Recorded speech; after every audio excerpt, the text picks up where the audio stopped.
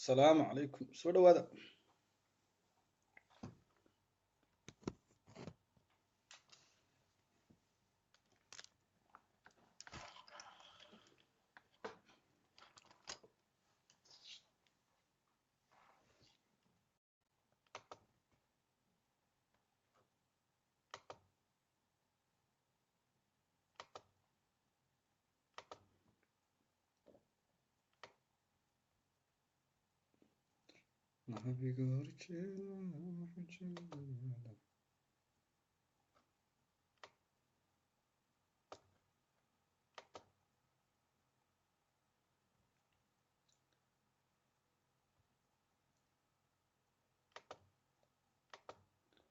soo dhawaada khiyaaray soo dhawaada aad baan idin salaamaya soo gala soo fadhiista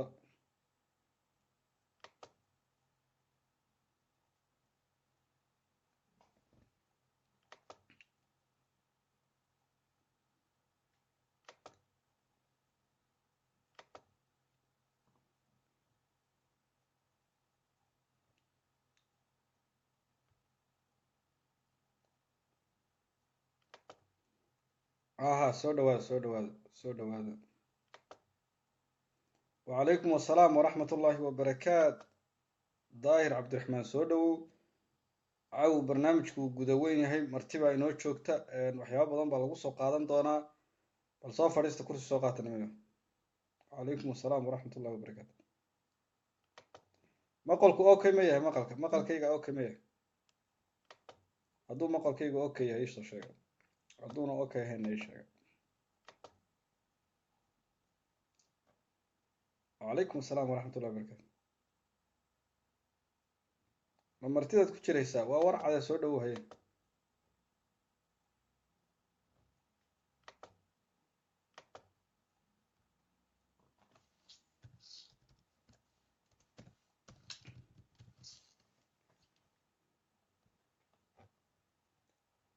martida haddaad ku jirayso waa wax la rabay bniyo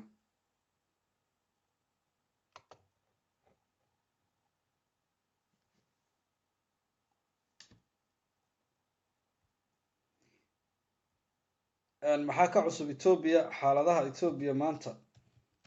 qabnay ka dagaysaa waxaan u malaynayaa bamkii Ethiopia la dhex dhigay inuu qarxi doono oo si loogu talagalay uu noqon doono iscasilaada prime ministerka Ethiopia waxaan u arkaa waa bamkaasna cid kasta oo isku dayda inay badbaadiso ku qarxayaan marka qarxii baa hadda lagu jiraa cid walowba iska ilaali adiguna kugu qarx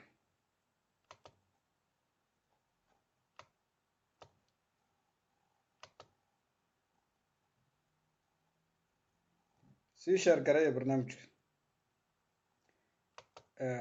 daahir cabdiraxmaan oo aad baan u fiicannahay warku waa okay xaaladdu way kala degan tahay burburkii Ethiopia dabaasheedkeedii lagu jiraa waxaan isleeyahay waa xilligii guul inoogu dhoweyd haddaynu ka faa'iidaysano guushii qarka inoo saaran tahay qaabkaynu uga faa'iidaysana ku xidhan tahay qaabkaynu uga faa'iidaysano bay ku xidhan tahay insha allah waana ka faa'iidaysan doonaa xaaladdu way kala degan tahay jawigu waa boqolkiiba boqol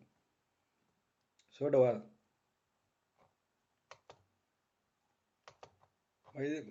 ma idinku sii tuuraa bahal wadani ood ku sii sugtaan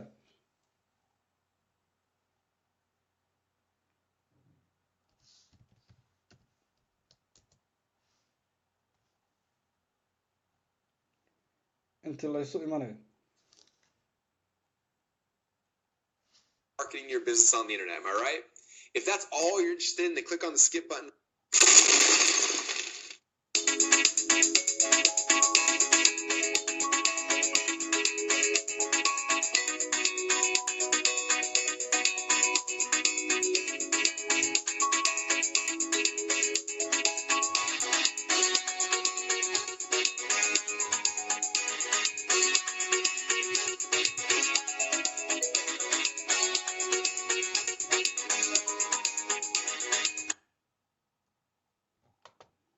ma qofku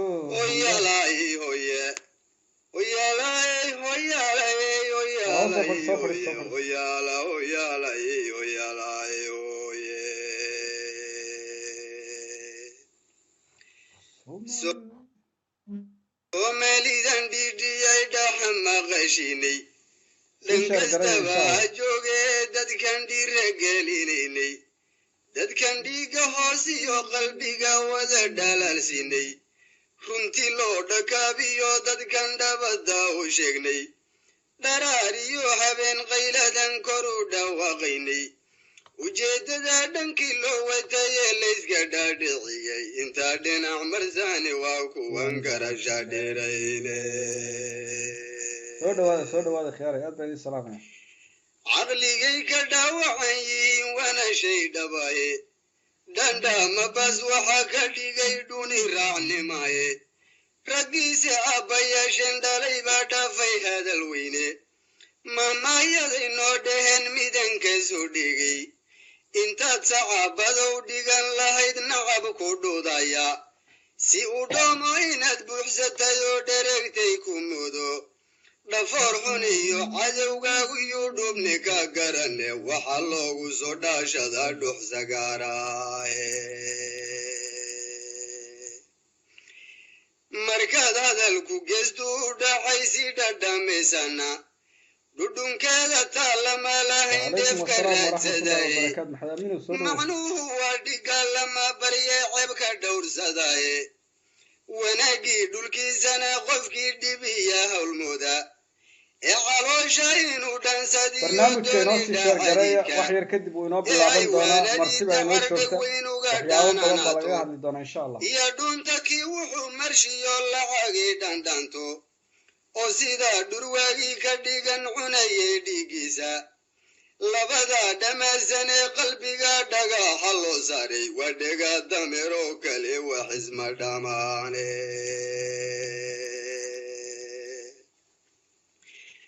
iyagana khasara ku dhiciyo dhantaal badiye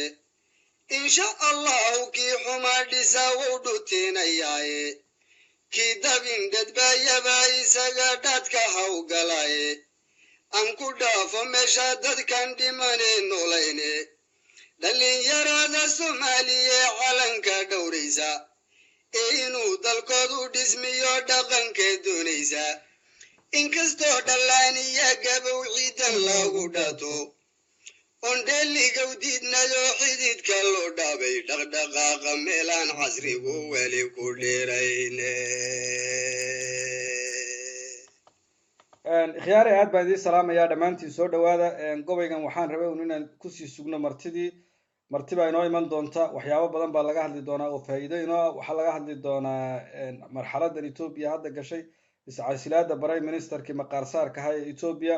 iyo sababta keentay iscasilaadiisa waxaa kaloo laga hadli doonaa hadalkii siyaasi faarax macalin dawaare oo dadka qaar aan u bixinay dalley ay si khaldan u turjubeen rabaanna inay shacabka soomaalida ogaadeen iyo siyaasiga indhay garadka ay iska hor keenaan waxaa marti noo ah guddoomiyaha jaaliyadda sweden guddoomiyaha finland iyo xubin kale 3 ruux oo marti noo oo ka hadli doonta waxaa la isla falanqayn doonaa waxyaabo badan oo masayria oo nin wal fikirkay u arkaan iyaga ay ka dhiiban doonaan innaguna waxaynu ku kabi doono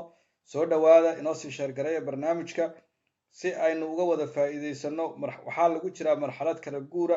oo loo baahan yahay shacabkeenna in la dhiirigeliyo in nin walba fikirkiisa saxda uu keeno cumar sooye soo dhawaad baan kuu salaamaya mudane barnaamijka inoo sii sheergareeya gobaygan waa iska dhextaal ha moodina inaan gobay base meeshu yahay wax baa ka dambeeya aad caawa u bogi doontaan hees maandeeqdaasna maxay ahayd mudane markaa soo dhawaada dhammaantiin soo dhawaada sheerna inoo sii laha insha allah mar dhow waan iska furan doonaa wuxuu socon doonaa barnaamijku 1 saac halkaa saac aynu ka wada faa'iidaysano fikradeenna aynu isdhaafsano aynu shacabkeennu in la jeheeyo u baahan yahay oromiya oo maanta ku qasabtay prime ministerku inuu iscasilo ku qasabtay in maanta hadalkooda la dhagaysto ku qasabtay in maxay ahayd etoobiya qalalaasi ugu xumaa ka jiro wuxuu ka bilowday kacdoonkooda iyo xidhiidhyaha kaliya haysteen wuxuu ahaa meeshan marka meeshan bulshada waa looga faa'iideyn karaa marka inuu uga faa'iideyn aan dhihi lahaa waana inaad soo dhawaataan aad baan u soo dhaweynayaa sii dhegeysta gobayga bal intuu imanayaan mas-uuliyiintu dhaqdhaqaaqa meelaan casrigu weli ku dheerayne dhabahan marayn iyo libtuna waysku dhowdahay dhirta iyo dabayshiya dhulkiyo dheefta iyo ciida wax dalkeenna lagu dheehayoo dheeriya badane markaadse aad u sii dheehato dhugata soomaali dhimiriyo garad waa qabnaa fiira dhumuc weyne maskaxda dhan hadalkiina waa dhihin naqanaaye oo qaarkeen murtiday soo dhuftan wabad dhaygagiye dhaqsaa horu markaniina wou dhagaagsanaynaye iscalqaanka noo dhiman maxaan uga dhabcalowne dhurde malaha dhuuxiya lafiyo dhibsanoo muruqe dhirtana waa ka miduu ka dhuray lala dhammayaaye intaan ubuuxu dhaadhin daayiro maxaa tiri heestaan rabnaa gobayga ma fahmin wallahi waa qosol waabanu iska bilaaban doonaa hadda waqti inooma dhimano waxaynu haysanaa hal saac way mas-uuliyiintii qaar ka mida way joogaan way inoo sii furi doonaan kadibna waynu gudageli doonaa barnaamijkeena sii sheergareeya si ay u gaadhaan bulshada kale muhiimku waxaa weeye inaan barnaamijka iskala qayb qaadano inaynu shacabkeena وعليكم السلام ورحمة الله وبركاته الدنيا خطر سودا وأد بنكون سلام يا موضوع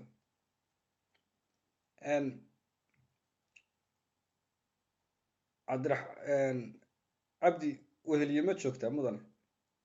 يم عبد الرشيد محمود يمت شوكتا ها سوقر بلادات شوكتا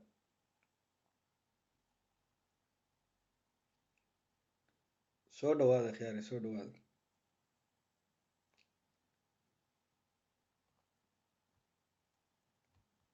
aad baan idin salaamaya soo dhawaada walle xaaladda Ethiopia ninkii maanta aan ka faa'iideysanay shacab cabdirashiidow waa labadiina wada joogtaan soo dhawaada waan iska bilaabanaynaa barnaamijkeena waan iska sii gudagalaynaa si aan waqtigeena uga faa'iideysano sababtoo barnaamijka inta joogtana way daawan inta kalena dib bay kasoo gaari doonaan ruuxaan hadda la kulmina wuu gaari doonaa programkan YouTube channel ku gaariyaa iyo dee wuxuu kusii jiri doonaa Facebook intaasoo ruux baa share garayn doonta marka barnaamijkeena waan bilaabanaynaa waa diyaarsantiin baan u malaynayaa asalaamu calaykum waraxmatullaahi wabarakaatu khiyaari soo dhawaada waxaa barnaamijkan nagala qayb qaadan doona gacmaha soo taagtaba gacmaha soo iga soo dalbada midkiinba mar baan soo qabanayaa waqti baan siinayaa bulshada su-aal hadday idin weydiiso waad ka jawaabi doontaan soo inoo sii sheer garaya insha allah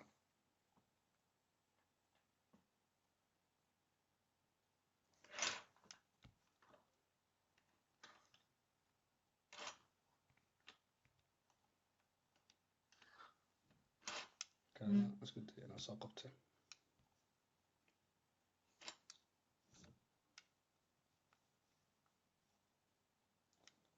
okay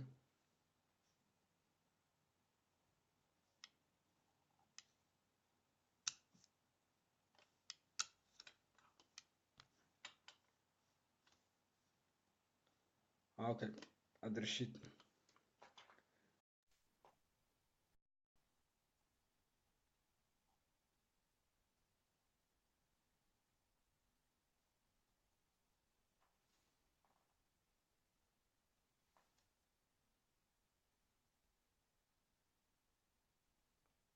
soo dhawaada isdownloading buu leeyahay ma garanayo dhanka u dhigaya waxaan u malaynayaa dhankan kuma soo qabanayo وعليكم السلام ورحمة الله وبركاته سو دhow mudan aad baan ku salaamaya عليكم السلام وسو dhow mudane aad baad u mahadsantahay sidaad la socotay waxaa barnaamijkan waxaanu ka hadli doonaa marxaladan hadda Ethiopia ay gashay sababta ku qasabtay Prime Ministerka Ethiopia inuu iscasilo iyo hadalkii siyaasi Faarax Macalin Dawaare oo si khaldan dadka qaar u turjubeen marka ku soo dhow mudane aad baad u mahadsantahay waan ku salaamayaa adiga iyo mataqaana akhyaarta hawada inaga daawanaysa waxaan ku salaamayaa salaanta islaamka assalaamu calaykum waraxmatullaahi wabarakaatu وعليكم السلام hadalka waan soo gaabinayaa waxaan ku horeynayaa mudane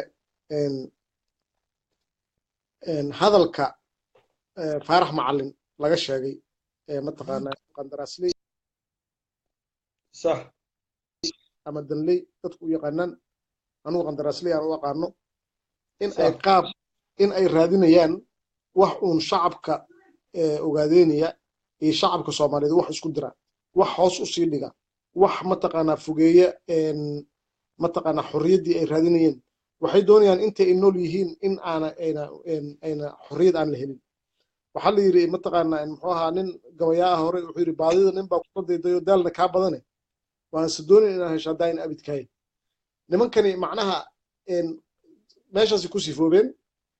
waxaad ka garanaysaa wax alla waxay rabaan lama garanayo waxay صح leeyihiin etoobiyaanu la dagaalamaynaa dulmidiid baan nahay dadkii etoobiya la dagaalamayay dulmidiidka ahaa ee ku sifoobay inay dulmidiid yihiin dhiig iyo dhacan u bixiyey wakti u bixiyeyna waan ka soo horjeednaa macnaha ما wax شاء laba الله meel wax meel isla geli kara ma aha nimankaa marka waxaa cad inay horta iyagu ay yihiin niman qandaraasley ah oo qandaraasi iyo wax ay rabaan faarax macalin waa nin halgamaa ah waa muwaadin soomaaliyeed oo shakhsiyad fiican dhiig soomaaliyeedna uu ku jiro wuxuu ka mid yahay dadka yar ee mataqaanaa hadhay ee soomaalinimada iyo qabka soomaaliyeed uu ku jiro ayuu ka mid yahay faarax macalin ilaahay ha صح xafidaanu leenahay haddaanu nahay امين jabhadda wadaniga xoreynta ogaadeynaya anoo ku hadlaya magaca jaaliyadda fiinland jaaliyadda ogaaden ee dalka fiinland waxaan leeyahay صح faarax macalin guul ha guulaysto ilaahay ha xafido cadowgiisana ilaahay ha jebiyo danley امين iyo qandaraasleyna faarax macalin agtiisa waxba kama sheegayaan hadduu maqlo صح faarax macalin macnaha qaabka ay nimankaa danley iyo qandaraasley u hadlayaan isagaaba kasoo jawaabi doona صح qandaraasley aan marka xirkuu qeexo waa nimankii u sacabutumayey ina ilay markii uu mataqaanaa ina ilay faarax macalin wax ka sheegayey oo faarax صح macalin mataqaanaa golihiisa shacabka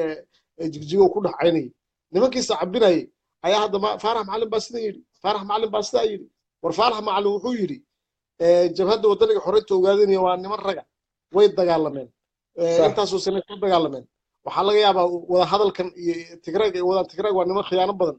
yaysan hodin mataqaanaa khiyaamadooda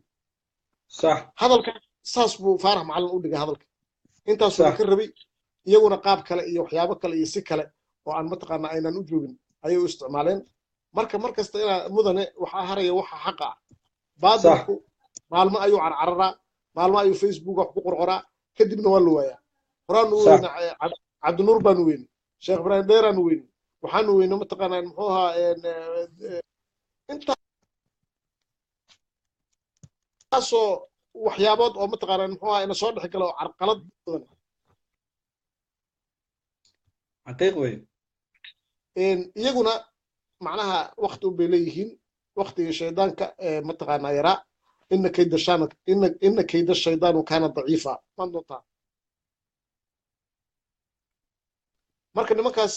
qandaraasley halkaasaan ugu baxaya dowladda etoobiya jabhadda wadaniga xoreynta ogaadanaya waxay ka qayb qaadatay sidii dowladda etoobiya loo gudi lahaa صح 33 sane jabhaddu dhisnayd intaas waxay la dagaalamaysa etoobiya 94 markii duurka gashay hubkii ay qaaday ayay jabhaddu ilaa hadda sidaa qalin bay kula صح dagaalantay hub bay kula dagaalantay af iyo maal iyo waxa jabhaddu aysan kula dagaalamin male jabhadda wadaniga xoreynta ogaadanaya markii keligeed ku noqotay gumaystiga etoobiya ee cid kale ay soo dhaqaaqi weyday waxay jabhaddu isku dayday inay mataqaanaa muxuu ahaa qowmiyadaha kalena bal ay tusto gumaysiga iyo waxa uu wado ilaahay mahadiis qowmiyadihii kale ayaa kacay sababtoo ah kolleyba way kici lahaayeen laakiinse jabhadda wadaniga xoreynta ogaadanaya unbaa soo dejisay inay kacaan oo ay ku kacaan dowladda etoobiya xaqoodan ay ka raadsadaan waxaan hadda maanta dhacday xaqoodii inay intay raadsadeen ay mudaharaadeen in mataqaanaa ra-iisul wasaare yuusuf casiley oo uu yidhi anigu waddankan ma sii maamuli karo marka kolley waa guul usoo hoyatay dhammaan shacabka etoobiya gaar ahaan shacabweynaha soomaalida ogaadeynaya ee mataqaanaa ka mira keenay aan dhehe ka mira keenay halgankii ay kula jireen dowladda etoobiya intaas ayaan mudane uga baxay haddaad su-aal weydiinayso waan ka jawaabaya waad mahadsan tahay mudane aad baad u mahadsan tahay kolley waad googoosan doontaan waanad kusoo noqnoqon doontaan waqtiyo kala gedisan anu su-aasha ugu dambaysan ku weydiinaya waxay tahay intaad mar labaad kasoo noqon doonto prime ministerka ethiopia hays casilo maxaad is leedahay xilkan hadda prime ministerke ninkan iska casilay waxaa bam maadaamuu yahay bam ethiopia la dhex dhigay oo qoomiyadna qoomiyadda kale ayna u ogoleen inay xilkaa qaadato haddii si degdega qoomiyad un loogu magacaabo maxaa ka dhalan karaa is leedahay ama xukun military lagu soo rogo waddanka labadaba mudane sidaan xogo hoose aan ku helay oo niman caawa soo weydiiyeen xaggeed waxaan ka soo heshay dheheen waxaan hog hoose ku helay oo mataqaanaa muxuu ahaa in dowladda etoobiya la yiri federalismka noocan ah mataqaanaa ma shaqaynayo kama socdo federalism dadkan mataqaanaa kala nooca ah ee kala diinta ah ee kala afka ah in federalism lagu dhaqo wax soconaya maaha markaas system kale in adduunweynuhu hadda u raadinayo oo mataqaanaa etoobiya ku wada shaqayso tigreega kuu soo haray tigreegu waxay rabaan nin mataqaanaa oroma ah oo iyagu ay soo dhoodhoobeen oo mataqaanaa sidii kii hore haddoo kale ah inay mataqaanaa meesha saaraan oromadu ay sidaa ku degto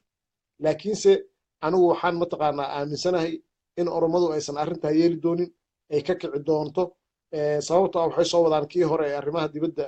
ninkii oromada u ahaa kaasay rabaan mataqaanaa inay sidii form oo kale meesha usoo dhigaan oo mataqaanaa iyagu isticmaalaan marka waxay u eg tahay mudane ilaahay naga haye macnaha dowladda etoobiya inay burbur qarka u saaran tahay ayna burburi doonto sababtoo international communityga ee meesha ku ilaalin jiray mataqaanaa muxuu ahaa nimankii amxaarada waagi hore meesha ka baxaa layiri way ka baxeen way iska tageen kuwana la keenay hadda nimankii waxaa layiri ka baxa saacadba saacad kadib nimanka tigreega way ka baxaan mataqaanaa maxaa wax alla wixii lagu ballamay niman ballan yaqaana maaha niman ballan maaha niman organizer xataa maaha innaga unbaa mataqaanaa waxaan iska moodaynaa inay dhisan yihiin mooyaane nimanku waa niman ebera marka siday u badan tahay sida iyaga ay rabaan waxay tahay inay meeshooda intay xidhaan in etoobiya isku baaba'do sidaas ayay mataqaanaa muxuu ahaa kolley ani fikirkayga ay ku socotaa aad baad u mahadsan tahay waxaan soo qaban doonaa saaxiibadaada kugu xiga kadib waan idinku soo celin doonaa waqti waan idin siin doonaa insha allah hadduu ilahay idhahdo waad ku mahadsan tahay barnaamijka sida quruxda badan aad u qeexday aan naga fogaan hay mudan waa mahadsan tahay soo dhawaada aad baan idiin salaamaynaa waxaa barnaamijka marti inoogu ahaa cabdirashiid gudoomiyaha finland cabdiraxmaan bashiir gudoomiyaha jaaliyadda sweden iyo xubin kale oo xubnaha ka mida maxamed xaashi soo dhawaada barnaamijka waxaa lagaga hadli doonaa marxaladda etoobiya iyo iscasilaadii prime ministerka iyo sababaha keenay waxaa kaloo lagaga hadli doonaa hadalkii siyaasi faarax macalin dawaare ee maalmihii dhaweeytay saxaafadda lala ordayay dadna sida khaldan u turjubeen barnaamijka inoo sii sheergaray oo sida shacabka kale u gaadho aad baan idin salaamayaa soo dhawaada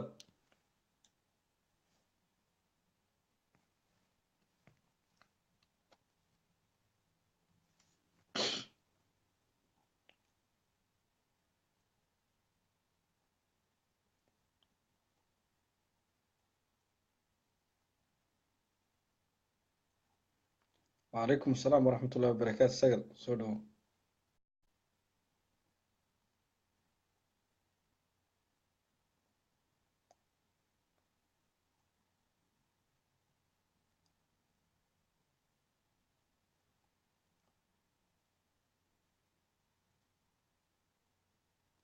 وعليكم السلام محمد كان سودو أدنوك سلام عليكم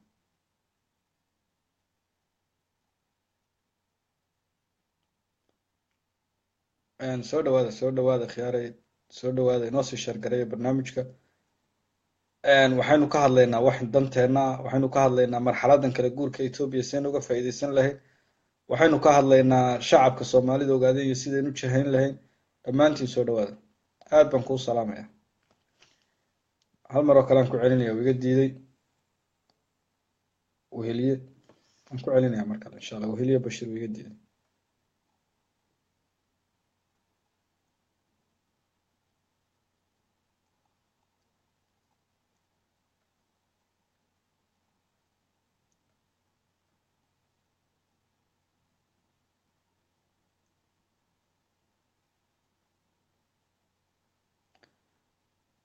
raalli ahaada mas-uuliyiinta barnaamijka martida ku ahaa baan marka hore soo qabanaynaa. wallahi haddana waa diiday.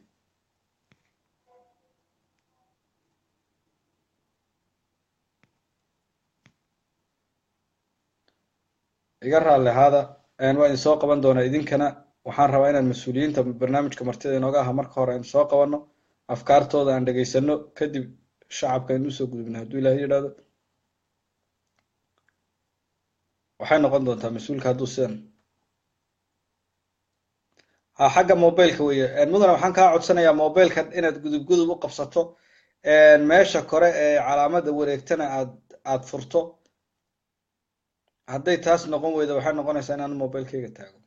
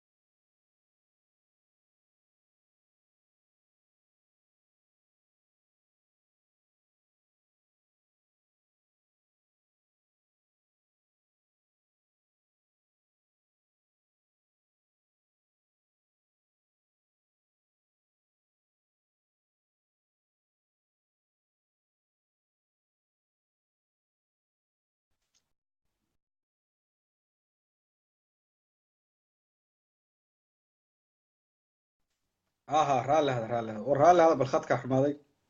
mar baan kusoo celinayaa Bashiir, hal mar oo kale aan kusoo celinayaa. naga raalli hada cilad xagga farsamada jirta.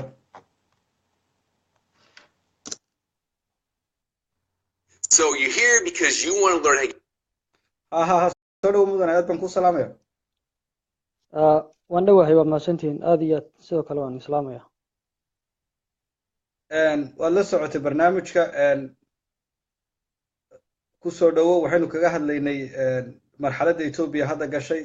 iscasilaadii prime ministerka Ethiopia, sababaha arrintaa hadda xilligan xaaliga soo dedejiyey, iyo hadalkii siyaasi Faarax Macalin ee sida khaldan loo turjumay. kusoo dhowow mudane gudoomiye. alxamdulilah rabbi alcaalamiin, wasala allahu wasalam calaa sayidina maxamedin wacala alihi wasaxbi wasalim. waan ku salaamaynaa. sidoo kale aad iyo aad baan kaaga mahad celinaynaa waqtigan iyo fursaddaadna siisay. inta shacbi ah soomaaliyeed na daawanaysa, kuwa badan oonu garanayn iyo kuwaan asgaranayninbana waanu salaamaynaa. runtii dad fara badan oo halkan ku jiro xiliyo hore ay suukaana dambeysay oo halgan aan ku wada jiray ayaa fursaddan uga faa'iidaysanaya inaan salaamo. uu saaxiibkii hadda iga horreeyay Cabdirashiid ka mid yahay. haddii aan intaa ka gudbo, waxaan jeclahay inaan ku horeeyo arrinta siyaasiga Faarax Macalin oo sayn la socono dhowaan hadal uu kaga hadlay wada hadalladii la sheegay Nairobi. aad moodo in dad fara badan ay arrintaas faraha la soo galeen, si aan munaasab ahayna ay ula galeen. marka waxaan jeclaysanay ama aan jeclaystay inaan ka mid noqdo oo caawa aan halkan aan kaga qayb qaadano sida dadkaas ay u turjumayaan inayn ahayn. Faarax Macalin de waa nin runtii la wada yaqaano, sharaf ku leh ummadda Soomaaliyeed meel walbay joogaan, lagu yaqaano difaacidda qadiyad Soomaaliyeed oo dhan, hadday noqoto jamhuuriyaddii Soomaaliya iyo hadday noqoto Ogaadeniya iyo hadday noqoto meesha isagu uu maaragtay siyaasi ka yahay NFD ama waqooyi bari Kenya. waa siyaasigaas maxaan ku idhaahdaa aan la gabanin, jecel inuu ka hadlo xaqaa'iqa geeska Afrika, inuu Soomaalida u sheego cadowgooda, inuu farta ku fiiqo, inuu caddeeyo shirqoolada Soomaalida lala maagan yahay waxyaabaha la rabo, sida la rabo in Soomaalida maaragtay loo dulaysto. marka Faarax Macalin wuu ka weyn yahay shakhsi laga horkeeni karo ummadda Soomaaliyeed waana nin mar walba u taagan inuu difaaco qadiyadda saan soo sheegnay Soomaaliyeed oo dhan waxay la tahay markii aan dhageystay hadalka maxaan ku yiraahdaa gudoomiyaha ku-xigeenkii hore ee baarlamaanka ee Kenya mudane Faarax Macalin wax haba yaraatee gaf ah oo maxaan ku yiraahdaa qadiyadaas ogaadeenaya wuxuu dhimaya ma uusan dhihin waxayna ila muuqatay Faarax Macalin in uu hadalkiisu ahaa waree ogaadeenayo in badan baad soo halganteen dhibaato fara badanna waad soo marteen maantana cadowgiinii waa jabaya oo waa liitaa ayaan la idin shirqoolin ka digtoonaada shirqooladaas iyaga ah bayaan u arkayay waxaan u arkayay inuu ahaa nin la jeclaalo ah oo maxaan ku yiraahdaa u la jecloobaya qadiyadaas ogaadeenaya kana xumaa ama u arkay ama macnihii u arkayay una digayay muuna ahayn nin cadow ku ah ummadda reer ogaadeenaya marka waxaan leeyahay Faarax Macalin hadalkiisa inaan si xun loo turjumin wuxuuna tusinayay oo hadalkiisaasi anigu markii aan dhageystay iga soo baxay in la jecel aad u weyn ay ka hayso Faarax Macalin qadiyadan una jecel yahay ummadda walaaladiisa ee dhibaataysan ee gumaysiga ku jirta inay gumaysiga ka baxdo marka saasaan u ayaan u dhigaynaa hawsha Faarax Macalinna waa nin ugu dheer oo halii ah la og yahay taariikhdiisa mar raba aan noqonin aan kana qayb qaadanin maxaan ku yiraahdaa ummadda Soomaaliyeed guud ahaan dibkeeda aan ka qayb qaadanin bal garab istaagan oo mar walbana u sheega khaladka iyo meelaha laga soo galay iyo sharqoolada loo dhigayo iyo maanta adduunku sida uu fikirayo iyo sida Soomaaliya ay tahay ninku maaragtay mar walba ka hadla weeyaan ana lana gabanin oo runtii aan aqoonin waxa la yiraahdaa munaafaqanaynta iyo maaragtay la daba wareegan aqoonin hadalkiisa iyo bareerihiisu cad yahay weeyaan marka Faarax Macalin iyo in qadiyada la iska horkeeno arintaas arin dhacaysa maaha dadka raba inay ka dhax shaqeeyaan ama si khaldan u turjumaan waxaan leenahay Faarax Macalin maaha uu ka culus yahay uu ka weyn yahay waa ka qaalisan yahay nin hawshaas iyada ah geli kara ama lagu dhufan karo shacbiga Soomaaliyeed ogaadeenaya taariikhdiisana way hayaan abaalkiisana way hayaan aakhiriya adduunka waxaan rajaynayaa in uu maaragtay abaalkaas uu heli doono taa intaasaan ka dhahayaa tan kale oo dhinaca isbedelka cusub ee ku soo biiray dawladda gumaysiga Ethiopia oo aan ognahay inuu iscasilay shalay ninkii ra'iisul wasaaraha ahaa runtii ra'iisul wasaarahaas waynu wada ogeyn oo waxa weeyaan dadku maanta waa maxaan ku yiraahdaa waa wada siyaasi xaaladaha jirana si fiican bay ula wada socdaan ninkan wuxuu ahaa ninkii dhintay isaga ka horeeyay ra'iisul wasaaraha Ethiopia Mala Zenawi uu soo carbiyay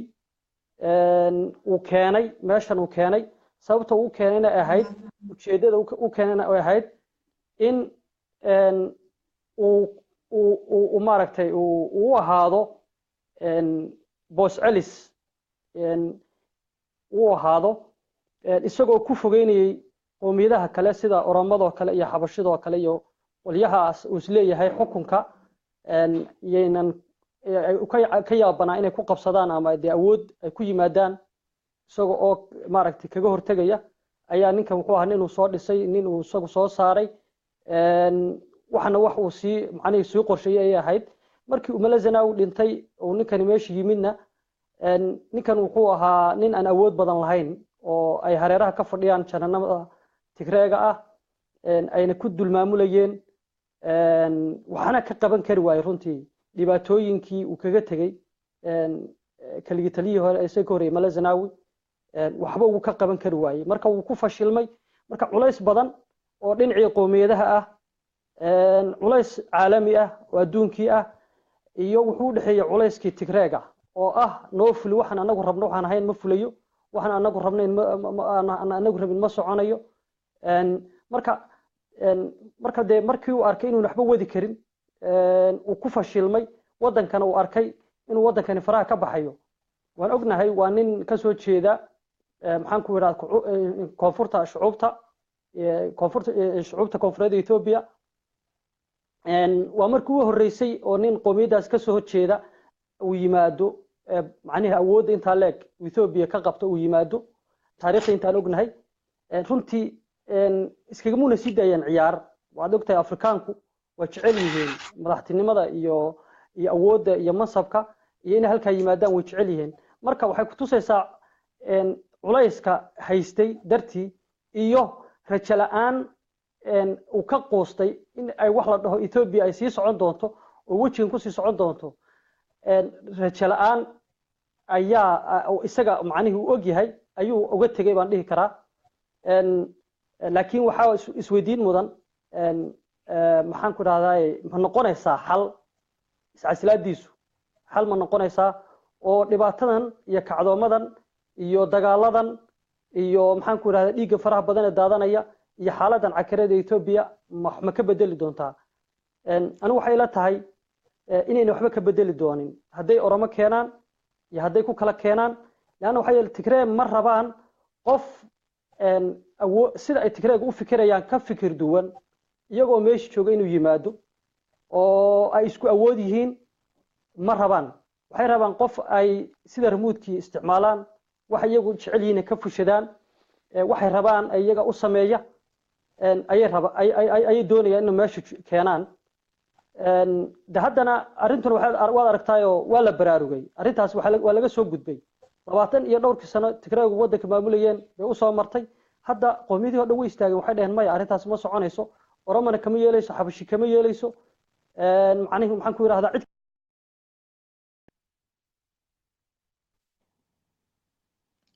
raalli hada khiyaaray uu ka go'ay xagga connection kan u malaynaya waa ku soo celin doonaa sidoo hadalkiisa u dhamaysto waxaad nagala socotaan barnaamijka caweyska heegan waxaa marti inooga gudoomiyaha jaaliyadda Sweden iyo gudoomiyaha jaaliyadda Finland ee Soomaalida Ogaadenya iyo xubin kale oo xubnaha jaaliyadda kamid ah soo dhawaada barnaamijka waxaa laga hadlayaa xaaladda kala guurka Ethiopia iscasilaadii prime ministerka Ethiopia iyo sababaha keenay iyo hadalkii siyaasi Faarax Macalin Dawaare oo si khaldan loo turjubay oo ay cadeynayaan dhalinyaradan aqoon-yahanada sida hadalka Faarax loo turjumay inuu ahayn sida saxda ah dhamaantiin soo dhawaada barnaamijka inoo sii shargareeya aynu fikirkeena isla wadaagno marxalad kala guur ah lagu jiraa oo aynu isu baahannahay caqligeena maskaxdeena iyo fikirkeena aad baan idin salaamaya waxaan kusoo celinayaa Cabdiraxmaan oo xagga u malaynaya inuu xagga connectionka khadka yahay mar labaad baan soo celinaya soo hadalkiisa usii dhamaysto soo dhawaada inoo sii shargareeya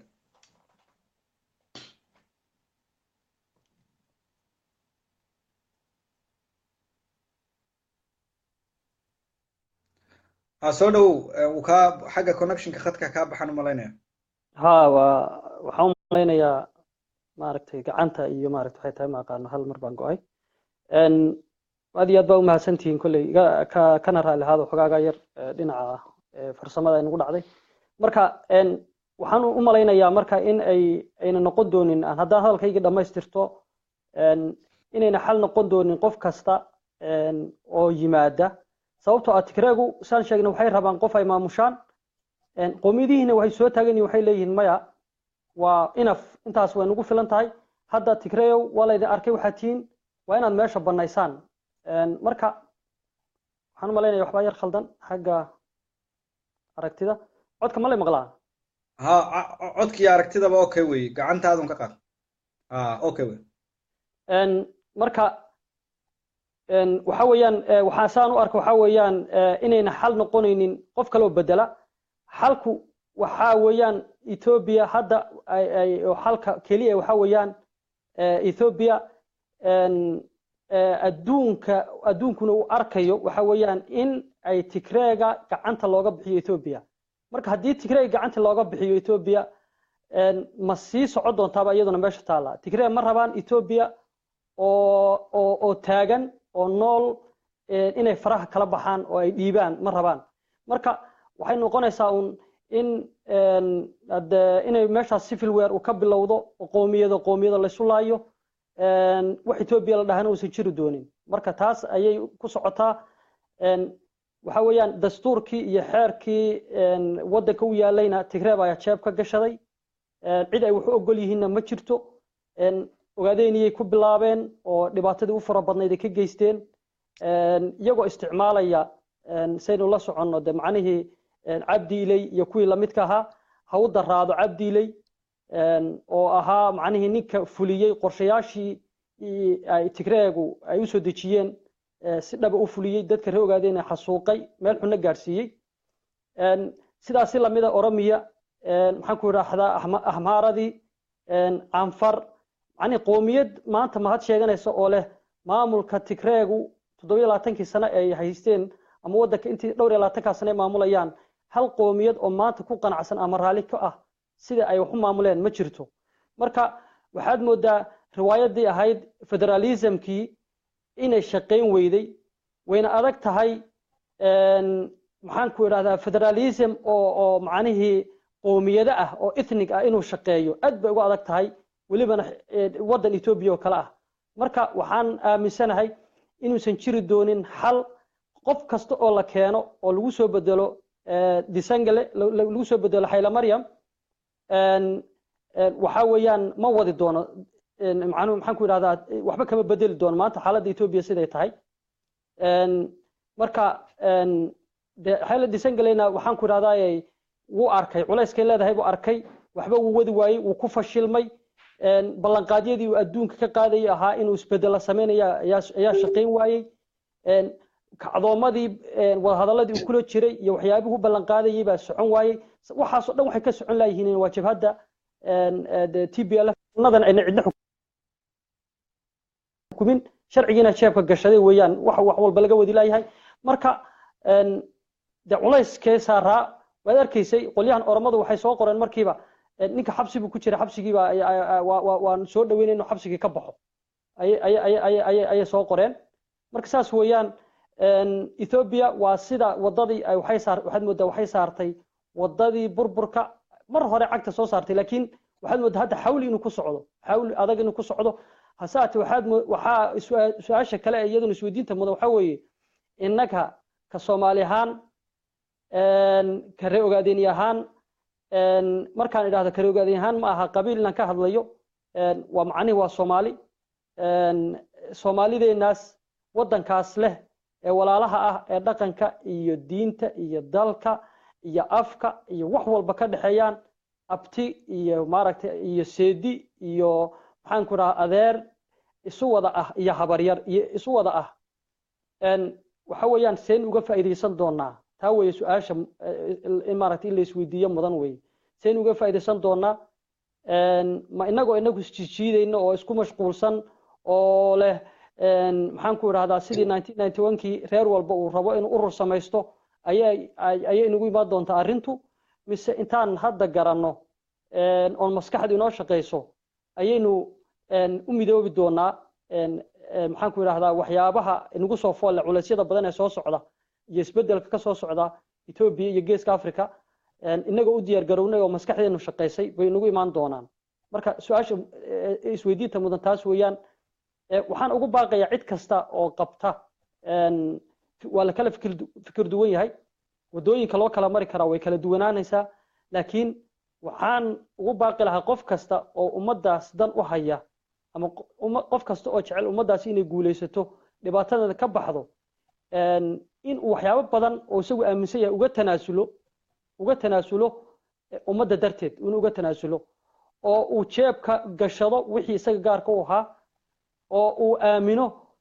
maxaan ku yiraahdaa kuna soo dhawaado wixii xal u ah qadiyadeenaas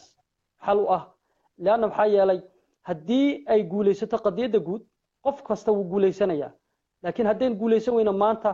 oo ay sida ay qoomiyadaha kale maanta ay isu muujiyeen ay xoog u leeyihiin aynu inaguna isu muujin weyno waxaad moodaa in mustaqbalka dheer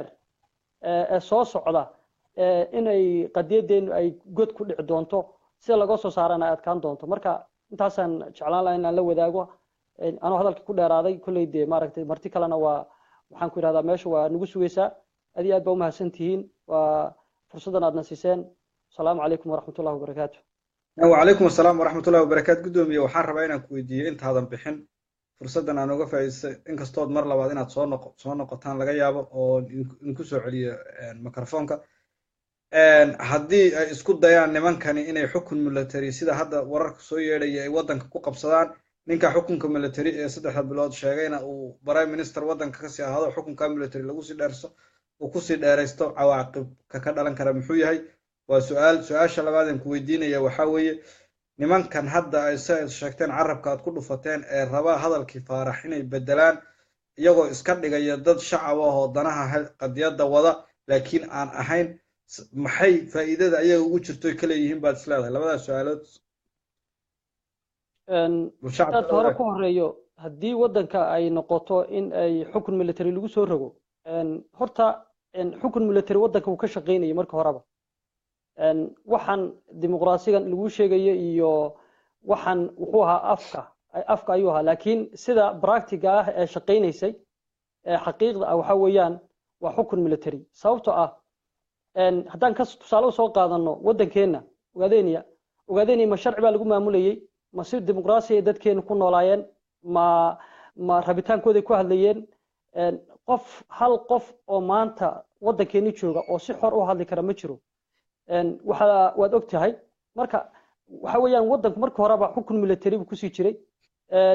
waad ogeyd markay kacdamada bilowdeen waxaa la geliyey 6 bilood oo emergency ah waddanka la geliyey emergency loo waa shaqeynaya la yiri 6 bilood markay dhamaatay oo halkii hawshii ay ka dhaqaaqi weyday adduunka waxaa la maqashay in laga qaaday bay haddana 4 bilood baa lagu daray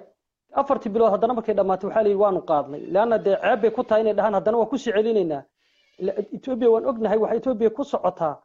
lacagta ay ka hesho adduunka ayay ku socotaa dhaqaale iyadu leedahay ila soo baxdo kuma noola Ethiopia ciidamadeeda waxay ka mushaharka ka siisaa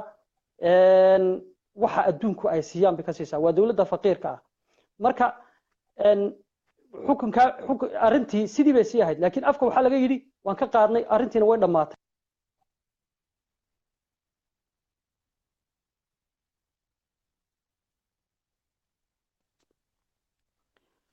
wuxuu soo kordhin doono xukunka military ma jiraan leeyahay aw horeba waddanku ku sii jiray kolley way imaan doontaa oo hadda oo ay si jirin baad moodaa macnihii la arkaynin dad fara badan oo la xasuuqayo iyo dhiig fara badan oo daadanaya marka meelaha qaarkood laga reebo hadda kacdoomadan oo dad badan waa la laynaya laakiin way qarsoon tahay way imaanaysaa in aan xilli ayna qarsoonayn markay ay cadaystaan ay waddanka xukun military ku rogeen inuu dagaalku bato dagaalka macnihii dagaal sokeeyo Ethiopia iyo qoomiyadaha uu dhex maro haba yaraatee wax hal ah oo Tigreegu ay ku sii hayn karaan haddii xukun military xataa ku soo rogaan ma muuqdo sida aniga la tahay taas waa midaas tan Faarax Macalin iyo dadka sida kale u dhigaya horta ma jeceli in hadda waxaan ku baaqaynaa inaynu bal inagu aynu midowno waxyaabaha yaryar ee maaragtay sadarrada dhexdooda ah ee inaga inoo dhaxeeyana aynan aad u akhriin oo aynan aad u eegin baan hadda aanu dadka ugu baaqaynay laakiin midda muhiimka waxa weeyaan arinta Faarax Macalin u soo qaadanay caawa in ninkaas caanka ah ee siyaasiga ah ee halyeyga ah in hadal uu yidhi si qaldan loo turjumo oo dadkii jeclaa ee ku jecel halyeynimada iyo wadaninimada ay si kale loo fahansiyo taas ay ahayd muhiimadii mayna noo ahayn inaanu dadkaas hadalkay dhehen ka daba qaadano iyaga aanu farta waxba ku fiiqno wax weyn uma arka aniga shakhsiyan cabdi ahaan laakiin waxaad moodaa uun dad waxaa jira mar kasta wanaaga aan jeclayn jecel inay dadka kala fogeeyaan jecel in maxaan ku dhahaa halkii hadal la yiri ay maxaan ku dhahdaa boqol ka dhigaan war xilligii waa la soo dhaafay bulshadu hadda daqiiqada waxa dhaca bulshada macni qof kasta isaga ka horeeyo uu og yahay marka Faarax Macalin sidoo hadlay iyo hadalka suu ka waday iyo sida dadku u qaateen iyo Faarax Macalin iyo halganka ogaadeen iyo xiriirka u dhaxeeya wax la qarin kara maaha marka waxaan leeyahay waxba ku waqtina iskaga gelinna isku mashquulinina siyaasigana sharaftiisa isku dayina inaan meel kaga dhacdaan intaas aan dhihi lahaa waad mahadsantahay gudoomiye waan kugu soo celin doonaa insha Allah hanaga fogaanin waad ku mahadsantahay waqtigaad nala qaadatay waxaan soo qaban doonaa shaqsiga ku xiga martideena ayaad mahadsantihiin.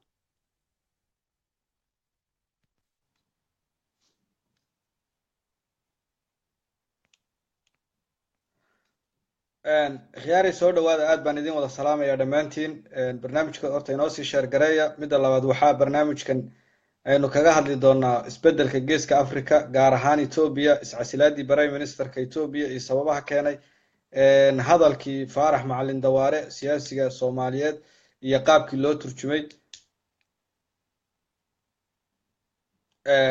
intaasaynu kaga hadlaynay. waxaan codsan lahaa hadduu joogo maxamed xaashi inuu haa ii soo qoro si aan usoo qabto, waayo qaybta dadka gacmaha taagtay kuma arko. wuxuu ahaa dadka muhiimka gaarka inoole ee barnaamijka martida ku ahaa, imana muuqdo. hadduu joogo haa ii soo qoro. maxamed ma joogtaa?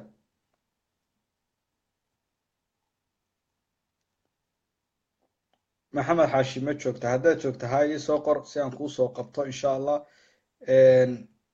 waan kusoo qaban doonaa cabdow, laakiin waxaa jiray shakhsiyaad aan barnaamijka marti inoogu ahaa inaan hormarina aan rabnay, kadibna aan idin soo qabanay idinkana. maxamed xaashi ma ha okay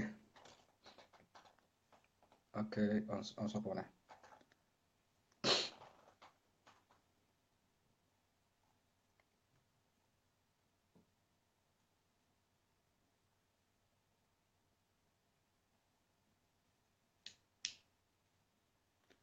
وعليكم السلام ورحمة الله وبركاته. سو dhawaada.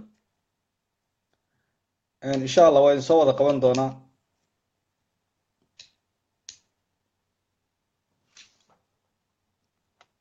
raalli ahaada. maxamed wuu diiday, bal mar labaad baan ku celinayaa. raalli ahaada.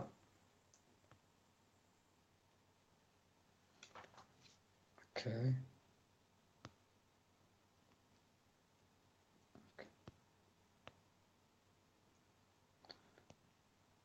waan ka xumahay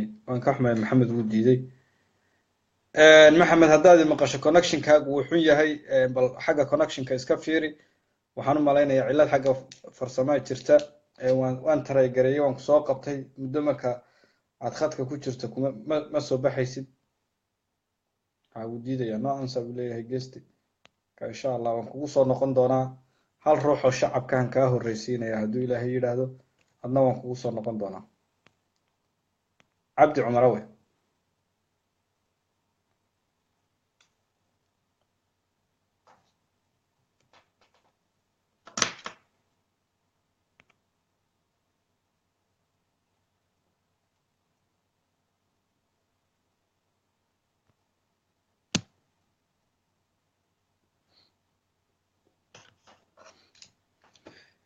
soo dhawaada dhammaantiin, soo dhawaada. barnaamijka waxaan kaga hadlaynaa kala guurkan geeska africa gaar ahaan etoobiya, iscasilkii prime ministerka etoobiya, sababaha keenay, hadalkii siyaasi faarax macalin dawaare oo si khaldan loo turjumay oo sidii isagu u talagalay aan ahayn. arrimahaasaan kaga hadlaynaa. waad soo dhawaada. fikirkiina, caqligiina iyo aad baa loogu baahan yahay. kusoo dhawaada. cabdi cumar waan kusoo qabanayaa hadday suurtagaltu noqoto inuu kuu suurtagalo. maxamed weli hadda ma hayo. soo dhow mudan, aad baan kuu salaamayna. السلام عليكم ورحمة الله وبركاته. وعليكم السلام ورحمة الله وبركاته. waad la socotay barnaamijka, soo dhowba. waan dhowahay Axmed, aad iyo aad baad u mahadsantahay. kulley waan ka maqlaa barnaamijka, laakiin hadda mar dhow waan kusoo laabtay. bal horta arrimaha laga hadlayay bal marka hore ii kormar. waxaan ka hadlaynay kala guurkan etoobiya hadda ay ku sugan tahay, iscasilaadii prime ministerka iyo sababaha keenay iyo waxa laga filan kara etoobiya hadda maanta, iyo qaabkay shacabka soomaalida ogaadeen iyo ugu diyaar garoobi lahaayeen. waxaa kaloon ka hadlaynay hadal siyaasi faarax macalin dawaare uu markii wada hadalka onlf iyo etoobiya ka furmay nairobi uu saxaafadda la wadaagay, oo sidii isaga uu ka waday si aan ahayn loo turjumo, khalad loo turjumay, iyo waxa kaga aadan shacabka soomaalida ogaadenya. kusoo dhowow oraahdaada iyo fikirkaaga si kooban adoo u dulmaraya labada qodobba. waad mahadsan tahay markuu horeyso waxaan ku horumarayaa arrimahan hadda Ethiopia ka soo cusboonaaday iyo sida annagu aan ugu hagaagi lahayn waxa aan rabno marka annagu kulley hadda waxaan u malaynayaa inuusan jirin maanta qof ku faraxsan inuu asagu gees taagnaado ama urur sheegto qof kaste oo maanta meeshaas ku nasab sheegto مسؤوليات باسارة مسؤولية دا سواء وحاسة كوا عدنا كقبط هيك صار ضد كان أذيك أتكو تهاي ميدي هاتشوجو إيو أنت وحجرت كأنا وحن آدي آدو جبرارجين هيا هدي هذا أرنتو سيده تكوسي سعوته معناه هذا ما هنيمو سيش قينا هي سيستم كا يسوي بيو دان خاصة dhulkeena oo ahaa meesha ugu hooseysay ama dhaqaale ahaan meesha ugu liidatay ee lagu bixinay budgetka mar dhow ama shaqaale dawladda ha noqdo ama ha noqdo dadkii kale ee la shaqeynayay ama dadka ku hoos noolaa mushaaraadkii wixii la siinayay mar dhow waa go'ahayaan dhalinyarada maanta hubka wadata ama dadkooda ha lagu laayo ama howlsha Ethiopia ha la shaqeeyaane nin walba ma sii jirahayo oo ama qorigu uu gadanaya ama meel kale ku beerahayaa marka dhalinyaro ahaan dadkeena qurbaha joogo in la isku tashado la isku tago oo ururkii waxa intii laga boodo war isku dad baan nahay danteena ana wada raadin in la dhaho oo shir la qabto oo dad la soo tababaray oo qofna xanaf u yeelaynin oo waxna caayinin la hor keena bulshada oo dhiirigelinta la sameeyo la dhaho war yey maanta yaa leh oo maanta wax qaban karo oo la isku imaado taas kulay xagga annaga wax qabadkeena ila muhiimsan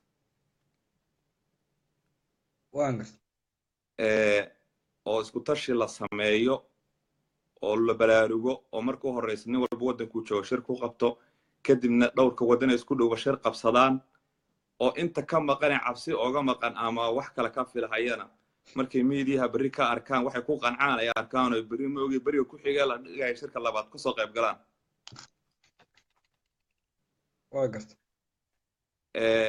taas waa ra'yigaygan xagga wadankeena iyo sidaan uga hortagi lahayn ahaa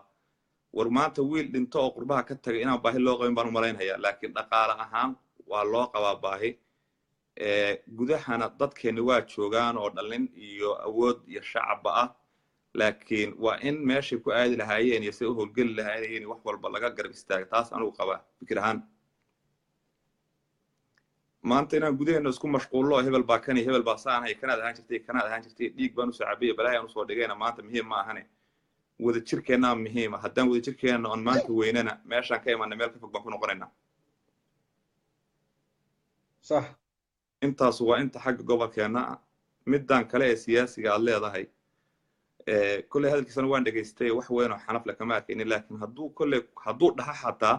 waxaan u malaynayaa kuwii matalahayay ee meesha ka tegay ee qurbaha ka tegay ama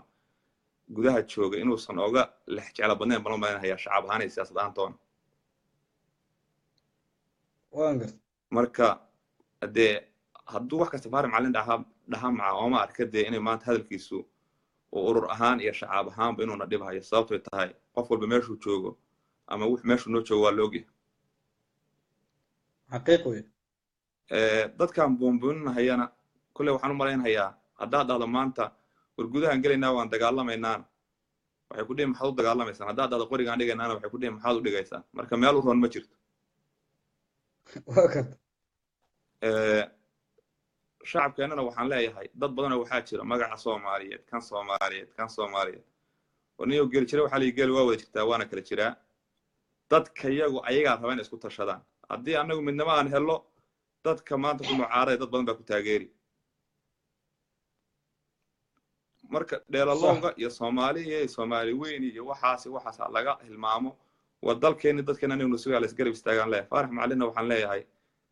ninkii riixiyo ninkii soo dhaweeyay halkuu joogo waan u malaynayaa dadka ka warqabeen inay og yihiin marka intaas waa taladii iyo fikirkeyga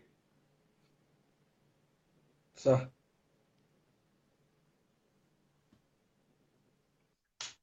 marka waad mahadsan tahay aad baan kaaga mahadcelinayaa ilaahna kula jiro aamin aad baan kaaga mahadcelinayaa fikirkaaga quruxda badan nagala qayb qaadatay waxaana rajaynayaa inuu shacabka Soomaaliyeed iyo ka Soomaalida ogaadeenyaba gaari doono fariimahaagas quruxda badan aad baad u mahadsantahay mudane cabdi cumar assalaamu calaykum waada khiyaaray barnaamijku waxaan kaga hadlaynay iscasilaadii prime ministerka Ethiopia maqaar saarkaha iyo sababaha keenay iyo hadalkii siyaasi Faarax Macalin Dawaare oo si khaldan loo turjumay waxaa marti inoogu ah barnaamijka saddex khiyaara oo gudoomiyaha Finland iyo gudoomiyaha Sweden iyo xubin aan weli afkaartiisi dhiibanin cilad farsamo darteed waxaa kale oo aan isku dayaynaa inaan u dhexdhexaysiino shacabka kasoo barnaamijka qaybta ka ah si ay su-aalahooda iyo afkaartooda iyo ra'yigooda iyagana usoo gudbistaan barnaamijku wuxuu inoo bilowday 8:30 fiidnimo muddo hal saacan hawada ku jirnaa mar dhow uu soo gabagaboobi doono insha Allah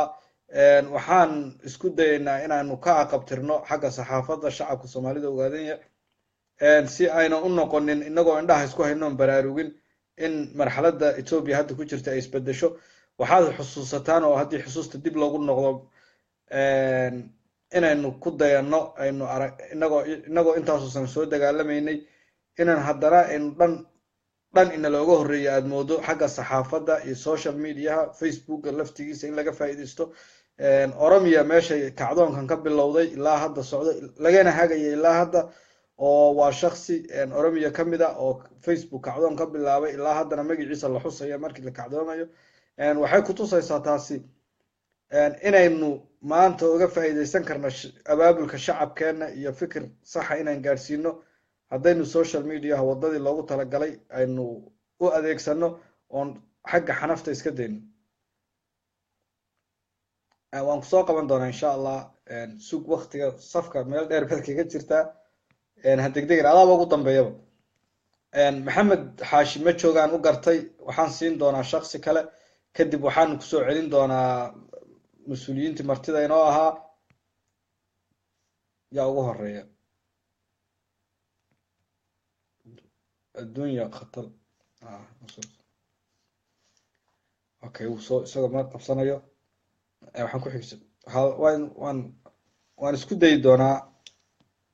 intiina gacantu idin taagan tahay mid uu soo qabsanayo male waan try gareeyay connectionka uu idinka diidaya khadku iska soo hagaajiya insha Allah dhammaantiin waan try gareeyay wallahi ma soo qabanayo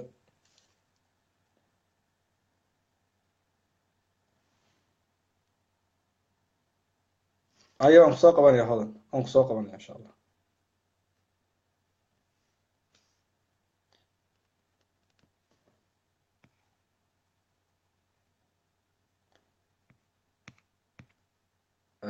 cabdirashiid baan kusoo celinayaa hodan gacanta soo taagay insha Allah iga soo dalbo waan kusoo qaban doonaa soo dalbo waan kusoo qaban doonaa haddii la soo dhawo cabdirashiid mar labaad maxamudane waa anaad igu soo celisay meesha ha maya soo dhawow waan kugu soo celiyey waxaan rabaa inaad idinka meesha marti ku ahaa shacabka inaad ka xaqabtirtaan maskaxda iyo fikirka idinku jira waxaan rabaa mar labaad inaan su'aal kaa weydiiyo isla Ethiopia iyo marxaladdan hadda ay ku sugan tahay su'aal saaxiibka ay ka horeeyeen aan weydiiyey oo ah maxay ahayd haddii maanta xukun military inay waddanka ku qabsadaan isku dayaan oy hadda waxyaabahan soo yeedhaya inay xukun military oo 3 bilood gelin doonaan hadday xukunka military geliyaan maxaa ka dhalan karaa isleedahay mise xal bay ku helayaan bismillaahir rahmaanir rahiim mudane sidii uu saaxiibkii ugu horeeyay sheegayba waddanku dimuqraadi iyo waxa uu afka ahaay de intii TPLF ay meesha qabsatay xukun military iska ahaa صح hadda oo shacabkii kacayna haddii xukun military dhahaan macnaha waa genocide in la sameeyo waa in xasuuq la sameeyo dadku sidii hore maaha mana joogsanayaan xukunkaas militaryna u socon maayo marka Ethiopia taasaan uga baxaya laakiinse waxaan rabaa inaan ku noqdo oon wax yar ku nuxnuxsado arrintan ah maaragtay macnaha inaynan arrinta Faarax Macalin saaxiibka si fiican buu uga hadlay Faarax Macalin saan sheegnay waa nin halgamaa innagana laynaguma dari karo waan jecelnahay Faarax Macalin kii wax ka soo qoray iyo kii wax ka sheegaba Faarax Macalinna halganka jabhadda wadaniga xorriyadda ogaadeen hormuud ka tahay weligiis buu difaacay haddana wuu difaacay marka nimankaas taasaan leenahay laakiinse macnaha waxaad tirahdeen aynu midowno macnaha midnimada waa wax wanaagsan innaga haddaynu jabhad nahay mataqaanaan muxuu ahaa halkudhigeennu waa mintid midnimo isku tashi guul allahu akbar صح jabhadda markii la asaasay yaa saas la yidhi mintid iyo midnimo iyo isku tashi midnimo wax inagu cusub maaha waxaynu raadinay midnimada shacabkeenna waxaa jira sometimes loo baahan yahay dad aadan la midoobi karin dadkaas aadan la midoobi karin xaalad kasta oo aad ku sugan tahay meel kasta oo aad ku sugan tahay waa inaad mataqaanaa aad seefta bannaanka ani nimanka dadka horta waxay dhahan ninka cabdirashiid waa seefta bannaanka way fiican tahay waxayna ku fiican tahay anigu waxaan aaminsanahay nin kasta oo shacabka reer ogaadeniya ah oo soomaali ah halgankeennu wuu u baahan yahay حقيقي وي halgankeennu wuu u baahan yahay nin kasta oo soomaali ah oo shacabkeenna ah halganku wuu u baahan yahay nin kasta oo aan halganka u baahnayna halganku uma baahna anigu taasaan ka duulaa nimankan صح marka qandaraasley ama midnimo u raadi ama madaxa u salaax ama xabadka geli ama jeclow waxbaa u go'an nimankani waxay necab yihiin wanaagga ayayba necab yihiin qof wanaag necabna wanaag kama dhaadhicin karti marka maalintuu dhurbaxa kugu dhufto laba ku dhufo anigu taasaan aaminsanahay hadduu soo hanuuno oo uu yidhahdo niyow ha layga raalaado wixii aan samaynayo welcome laakiinse maantoo dhan qof bini aadan oo gurigiisa jooga oo cunto cunaya oo intuu soo baxo uun facebookaas ku soo qoraya cay ummadda kala fogeynaysa iyo wax dhibaataynaya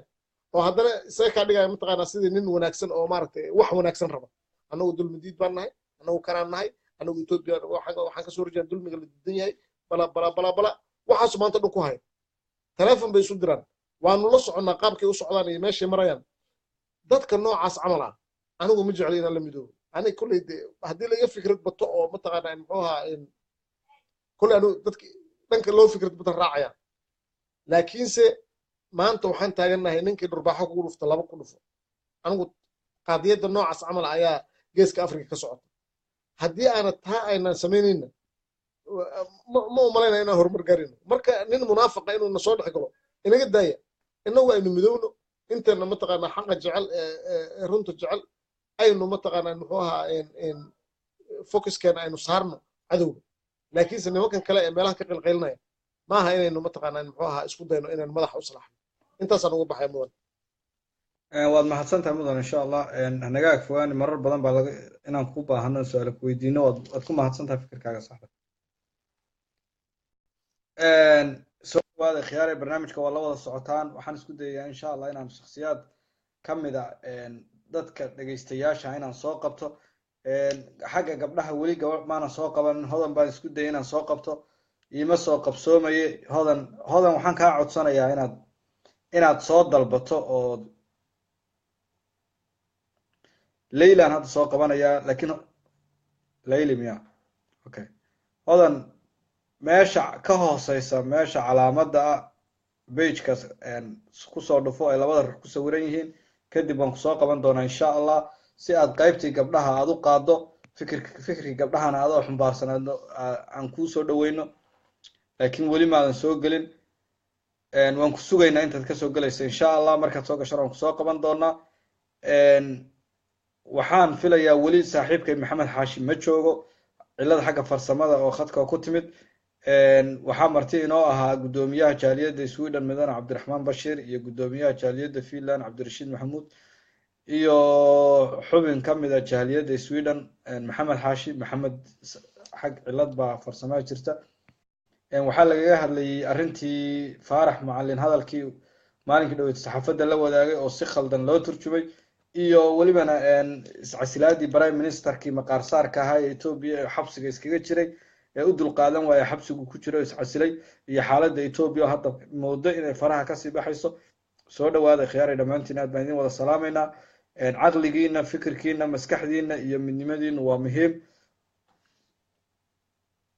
inoona sii sheergareeya barnaamijka waxaan kusoo celinayaa mar labaad guddoomiyaha cabdiraxmaan bashiir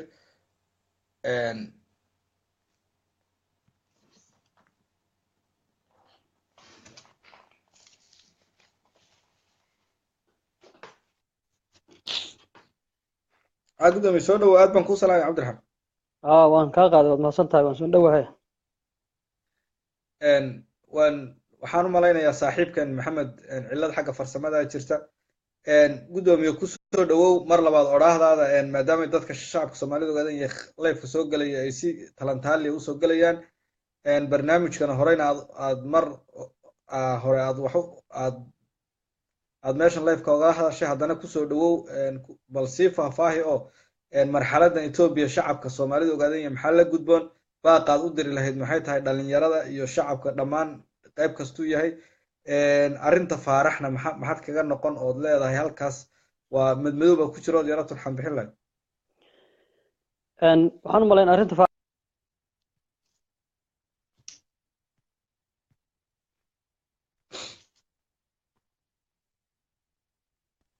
waa haliyeygii Soomaaliyeed waa siyaasigeenii waxa weeyaan wuu ka qaalisan yahay baan ku celinayaa in maaragtay Faarax Macalin nin wax laga sheego uu yahay iloobi dooni mayno taariikhdiisa iyo doorka geesinimo ee uu ku leeyahay ummadda Soomaaliyeed dhexdeeda taas waa intaas weeyaan tan Ethiopia waxa weeyaan Ethiopia waynu aragnaa way kala dhaqaaqaysaa wax hal ah oo Ethiopia u soo jeeda ma jiraan 2015 markii kacdoomadu ka bilowdeen ilaa iyo hadda nimankii tolka u ahaa biili jiray la og yahay waxay isku dayeen dhinac walba inay tay ka maraan bal ay xal u helaan waa la laayahay sababtoo ah nimankan asxaabul fiilka ee meesha fadhiya waxay rabaan inay meesha haystaan dadkiina waa ku fahmay arrintii oromana way diyaar garowday oo waxay leedahay masar wa nafar macnihii ama oromo ha baaba'do ama waa inaanu meeshii nimaadnaa oo aanu xorriyaddayadii helaa xabashi sidoo kale saasay maagan yihiin innagu waan ka horreynay marka innaga waxaan leenahay war haddii aynu Soomaali nahay weligeen waxaynu ku soo jirray cadaadis mid inoo dhaamayna ma lahayn waxa kaliya aan soo qabanin xukuumad Ethiopia intaynu taariikhda ka war hayno inta Ethiopia xukumeen waa Oromo laakiin labada qowmiyadood kaleba waan soo tijaabinay labadii iskaga daba noqonayay inta la yaqaano boqortooyooyinkii kala duwanaa soo maray Ethiopia soo marayay waxay hayeen xabashi iyo waxay hayeen Tigray tijaabo fiican baynu ka haysanaa waxaynu ku soo meel maray waxay ahayd in aynu qori la hortaagnayn khayraadka waddankeena waxaynu ku badbaadinay jiritaankeenii ummadnimo waxaan ku badbaadinay diinteenii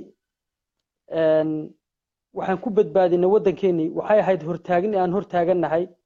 oo aynu leenahay maya anagu ma nihin qolyahaad sheegaysaane waad khaldantihiin Soomaali baanu nahay ummadaasaanu nahay dalkaasaa nala dhahaa naga raali ahaada dadku waxay u malaynayaan in aynu iska jecelahay inaynu xabadda aynu isticmaalno war maya xabad ma jecelin intaas oo qof oon jecel lahay oo haliyeeye ah oo hooyooyin ah oo maxaan ku idhaahdaa dadkii dhiiggeena ahaa ah baanu ku weynay dagaal maalin walbana naga dhimanaya maalin walba naga dhaawacmaya maalin walba naga naafoobaya caqligu bini'aadamkiisa qof walba wuxuu rabaa inuu libin iyo guul iyo nabad iyo wanaag iyo horumar iyo aqoon inuu ku noolaado qof kasta jecel yahay uma malaynayo qof dooranaya oo dhahaya anu cadaabkaasaa rabaa inaan isku tuuro inuu jirayo hase ahaatee maxaa khaldan marka waxaa khaldan waa nimanka aad aragtay ciyaala suuqa ah sababtoo waxaad ku garan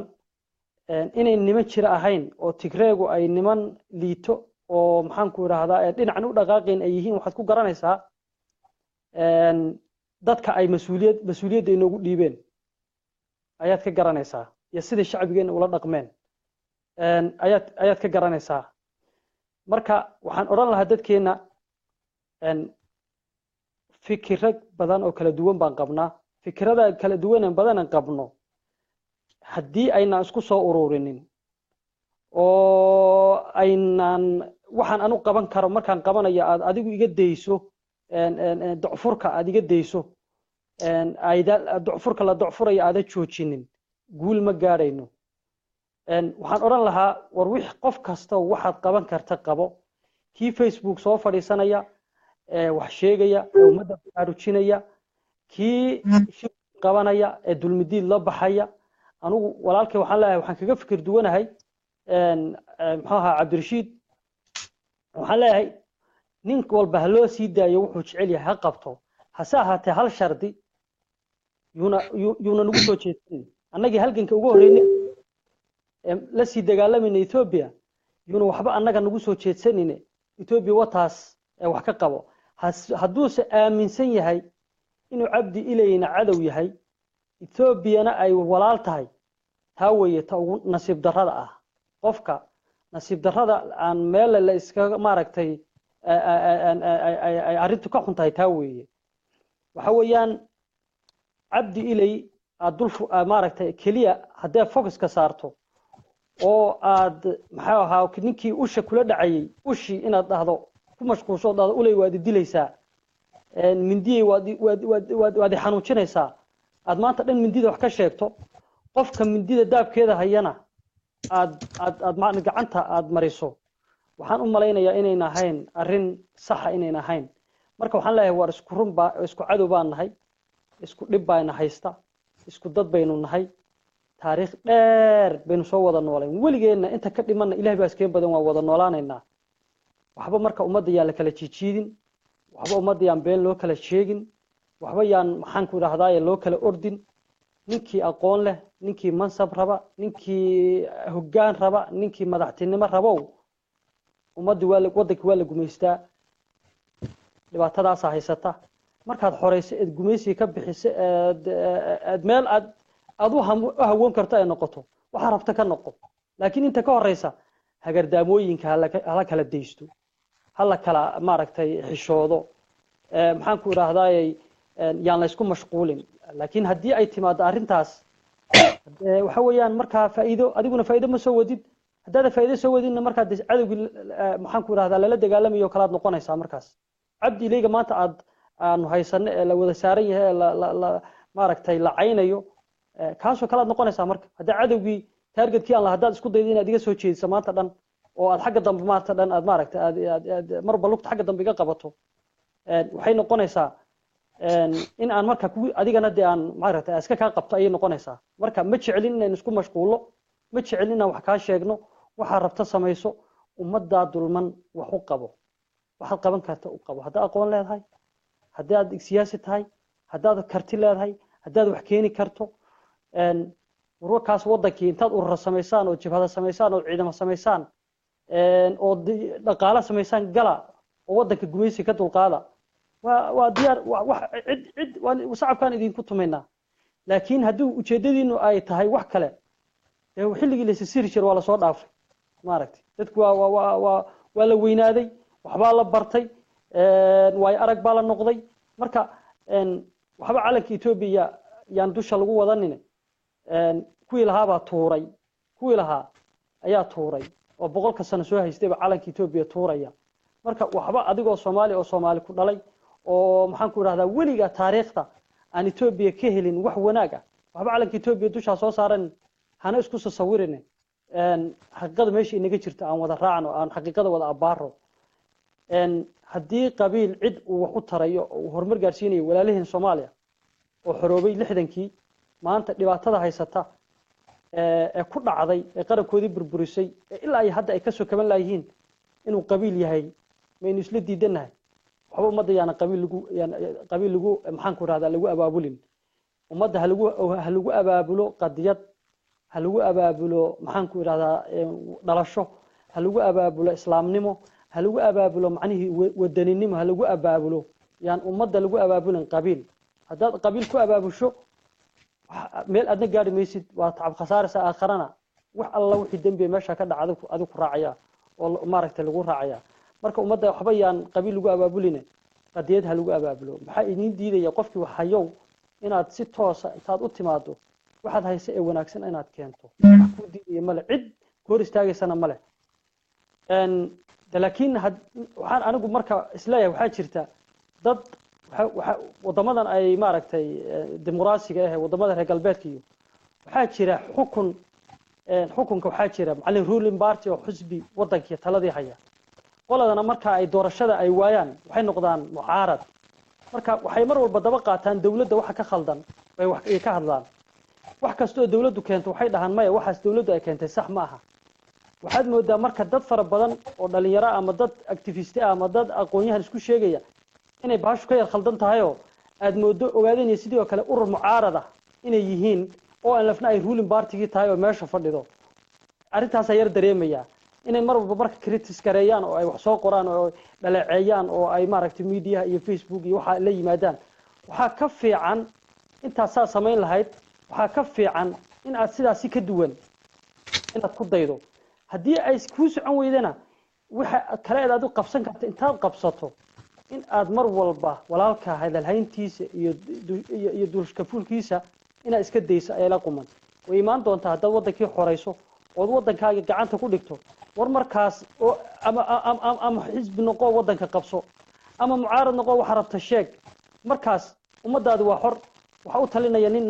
kula dhashay oo walaalka oo Soomaaliya u talinaya adigana berri baad xog ka qaban waxbaad ka bedeli kartaa laakiin waaba la wada gumeystaa nin la gumeysto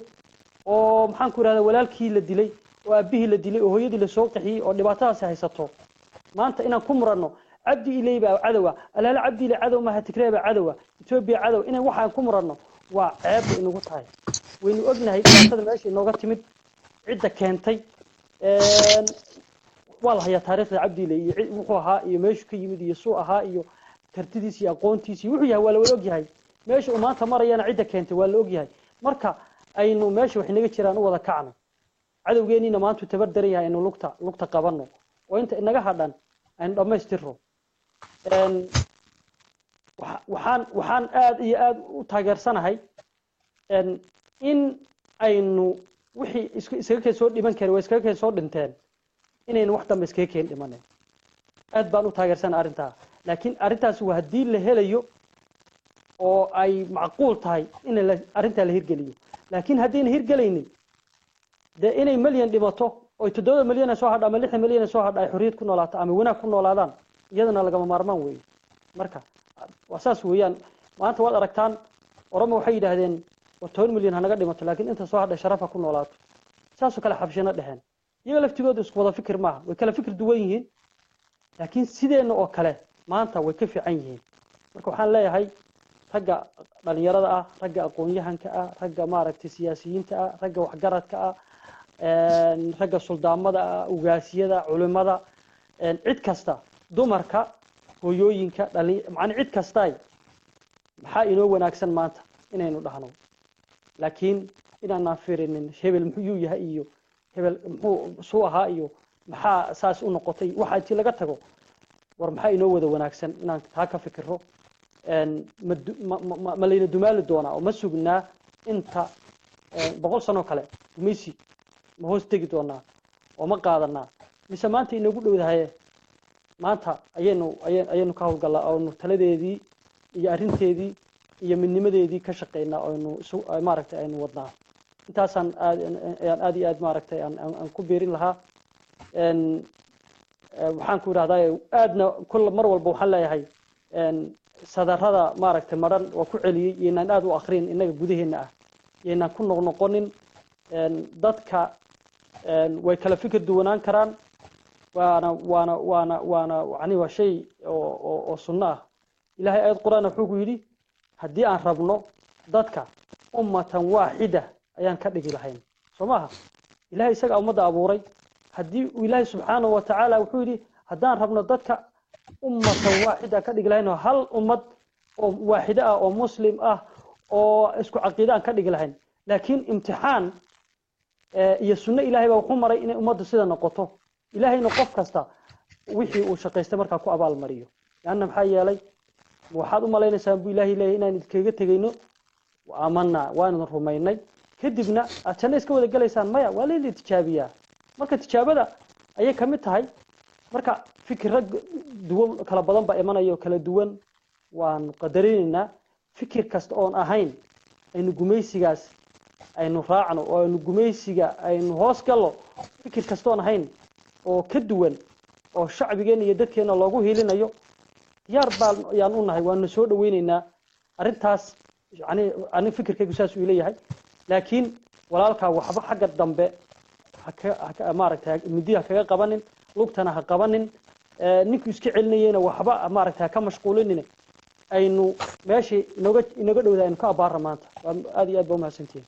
aad iyo aad baad u mahadsan tahay mudane cabdiraxmaan hadalkaaga nadiifta waxaan filayaa inuu gaari doono cid kasta oo quseeyo messagekan aan aaminsanahay cid kasta oo qalbigiisu nadiif yahay uu dhagaysta inuu wax ka bedeli doono aad baad ugu mahadsan tahay waqtigaaga aadna siisay waana isla joognaa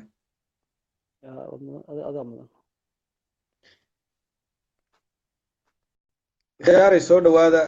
barnaamijka marti waxaa inoogu ahaa guddoomiyaha hadda hadlayay jaaliyadda Sweden Soomaalida ogaadenya guddoomiyihii jaaliyadda Finland waxaa kaloo marti inoo ahaa Maxamed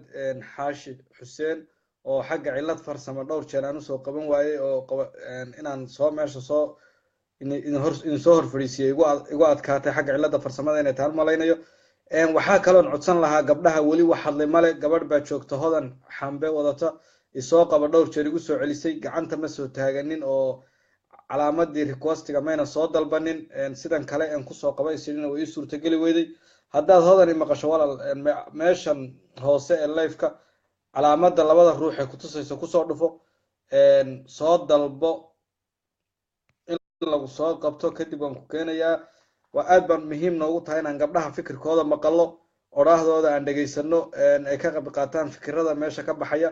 laakiin nasiib wanaag ilaa hadda kuma hayo dadka safka ku jira inaad ka mid tahay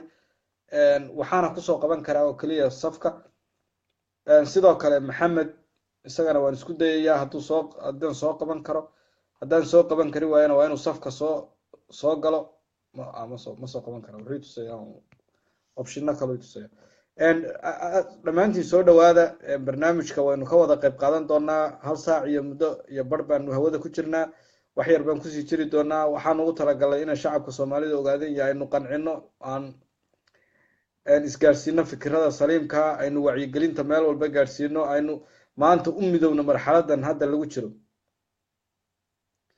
xagga page-ka hodan page-ka waad aragtaa Cabdirashiid farsamada isla qaban lahayd waa xagga page-ka like soo dhe kadib soo gal bal insha Allah waan isku dayi doonaa inaan soo qabanno adigoon like din hadda soo taagan lahayd xataa waan soo qaban lahayn gacantiina ma soo taaganaysid ma garanaya xagga wax ka khaldan yahay waxaan isku dayi doonaa shakhsi kale inaan soo qabto maxamed laftigiisa maxamed xaashi haddaad i maqasho markay page-ka like soo tiraada kadib unbay soo dalban kartaa okay waad maqlaysaan khiyaare page-ka markaad soo gashaan like soo dhaha markaad soo like garaysaan page-ka ma aha live-ka aan ku jiro page-ka markaad soo gashaan meesha ugu koreysa inaad member page-ka noqotaan oo like soo saartaan kadib baa laydin soo qaban karaa anigu waan jecelahay cid kasta oo fikir saxa wadata inay meeshan aynu inagala hadlo laakiin cilad hadday jirto una ruuxa aanu kusoo qaban karin xaggaasi aniga maaha bal shakhsi kale aan isku dayayaa inuu fikirkiisa inala wadaago saaxiibada safka ku jiraan mid say u kala horeeyaan ugu fiirin doonaa mid kasta uu soo qabsan waayana waa nasiibkiisa ma soo qabanin cabdi raabi baan fiirinayaa hadduu soo qabsan waayo cabdi raabi uu noo ansa uu ku diiday adigana sakariyaan fiirinayaa dhammaantood maba soo qabanayo marka ciladaasu sheegaya maxamed cabdirashiid baa jirta ciladaa iska soo saxa insha Allah ciladaa iska soo saxa hadda cabdirashiid oo kale markaan waan soo qaban karaa mar kasta waxay ka dhigan tahay ciladaasa jirta aad baan idin salaamaya khiyaaray dhammaantiin waqti badan oo kale maba sii haysano muddo hal saac ama hal saac iyo bar ka badan barnaamijku wuxuu noqonayaa waqti badan buu nagu noqonayaa hal iyo laba iyo saddex ruux baan yaan fikirkooda siin lahaa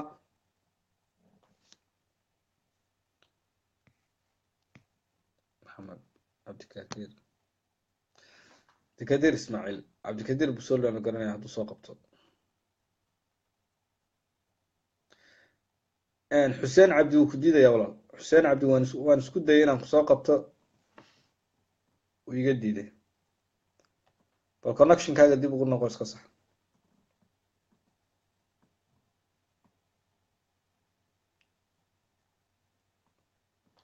cabdiqaadir laftigiisa way ku adkaanaysaa inuu soo qabto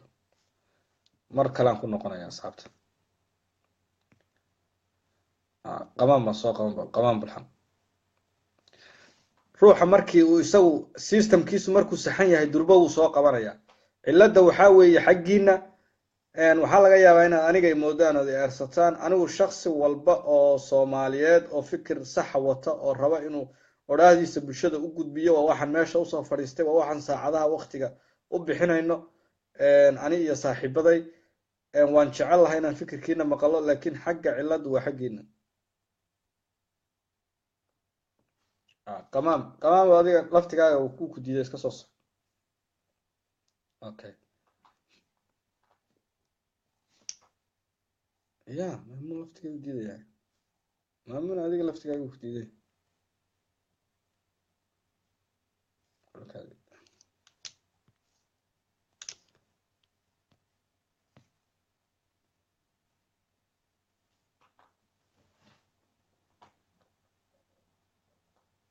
may dhankayga ma aha hadda ma soo qabtay cabdirashiid walow dhankayga ma aha hadda cabdirashiid maxamuud haddaan soo qabto wuu soo gelayaa denied buu leeyahay adiga xaggaaga weeye connectionkaaga weye marka cilada xaggiina weeye cabdirashiid baan mar labaad idinku soo celinaya inuuna xaggayga ahayn baan rabaa inaan tuso wallahi waan u malaynaya in ciladu inay aniga usoo kordhay cabdirashiid hadda soo qabanaya yuu diiday hadda okay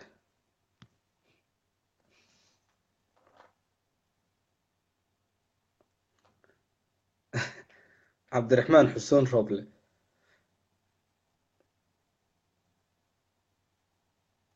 magacaad wadato cabdiraxmaan xuseen roble waxay ka dhigan tahay shaksi soomaaliya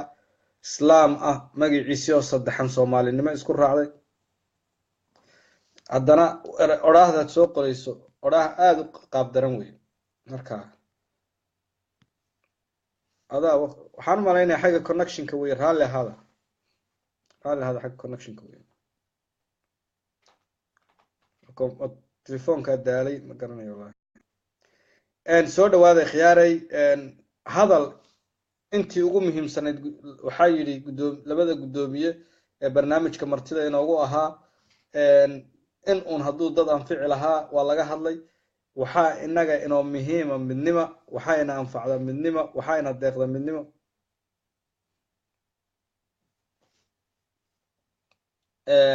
waxaa ina deeqda inaynu gobonnimada u wada istaagno waxaa ina deeqda xorriyad marka xorriyadda aynu isku wada garab istaagna aynu isku taageerno waa fikirka aniga ugu saxsan aan isleeyahay waynu ku midoobi karnaa maanta etoobiya way kala tagtay etoobiya hadday kala tagtayna innagaa la rabaa inaan shacabkeena badbaadino xaqiiq wey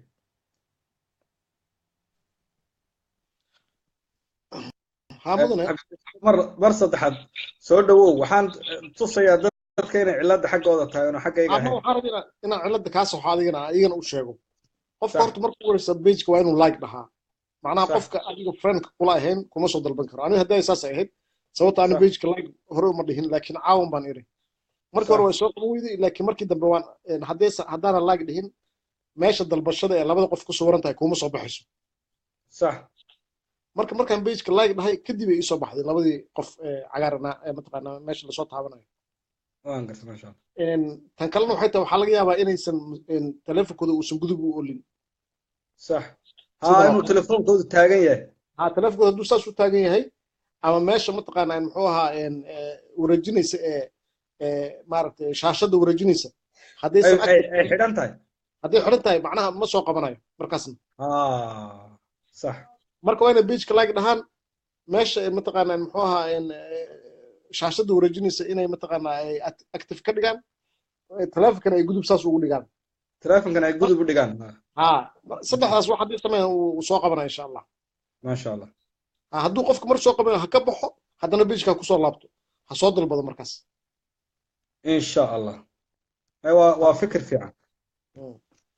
ciladu halkaas naga haysatay baan u malaynayaa bal waxaan kusoo fiirinayaa qamaan bulxan baan soo fiirinayaa aniga hadda intii idhi buu leeyahay soo qabo okay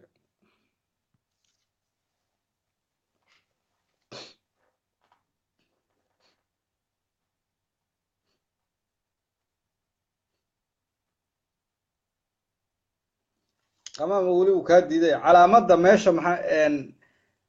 codadka laga xidho ama telefoonka dhaatada laga xidho calaamadda markaa telefoonka babcaysa wareejisa calaamadda hadday xidhan tahay uu quful saaran yahay fur bahalkana dhinac u dhig oo jiifi bejka leg waad soo siiso oo adigan soo dalbanaya laakiin labada calaamadood bal iska sax insha allah sida saaxiibkan uu sheegayo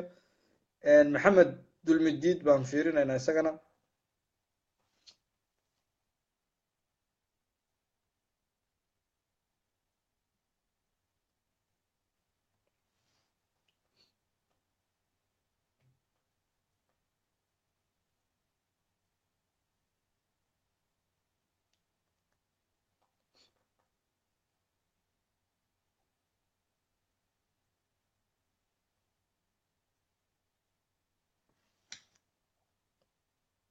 okay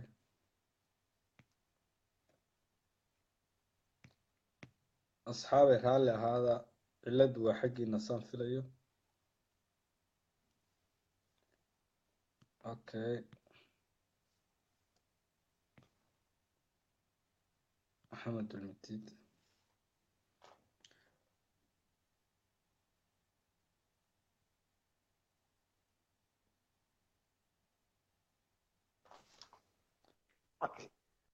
ها soo dhow aad baan kuu salaamaya axmed heegan walaal waan ka qaaday waad salaaman tahay adiga asxaabta ku jira pageka aad baan idin salaamayaa intana daawanaysa intana daawan doonto insha allah dhammaantiin waan idin salaamayaa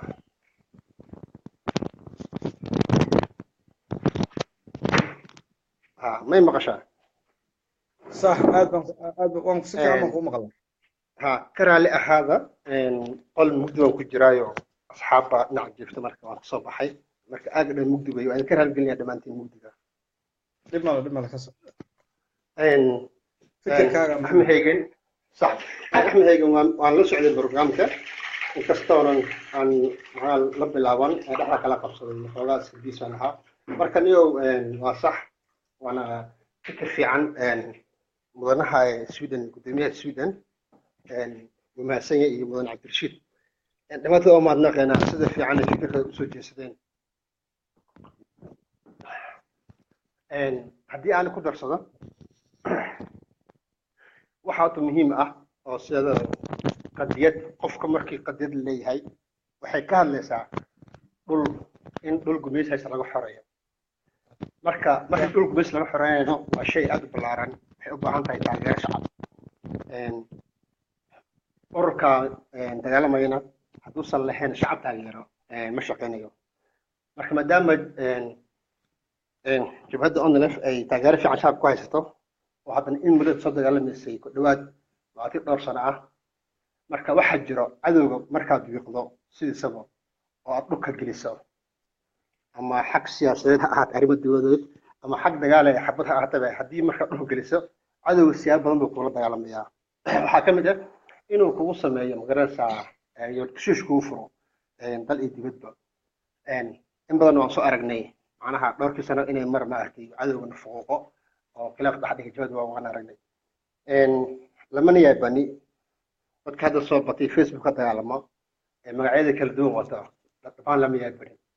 laakiin waxa ay soo diin mudan sidaba qofku markii urur uu samaysto tusaale ahaan hadda ururkan ma doon inaan shakhsi abaareen CR Jamiya ururkan uu wato Mustafa Umar urur bay ku dhawaaqdeen xilli sii fogeed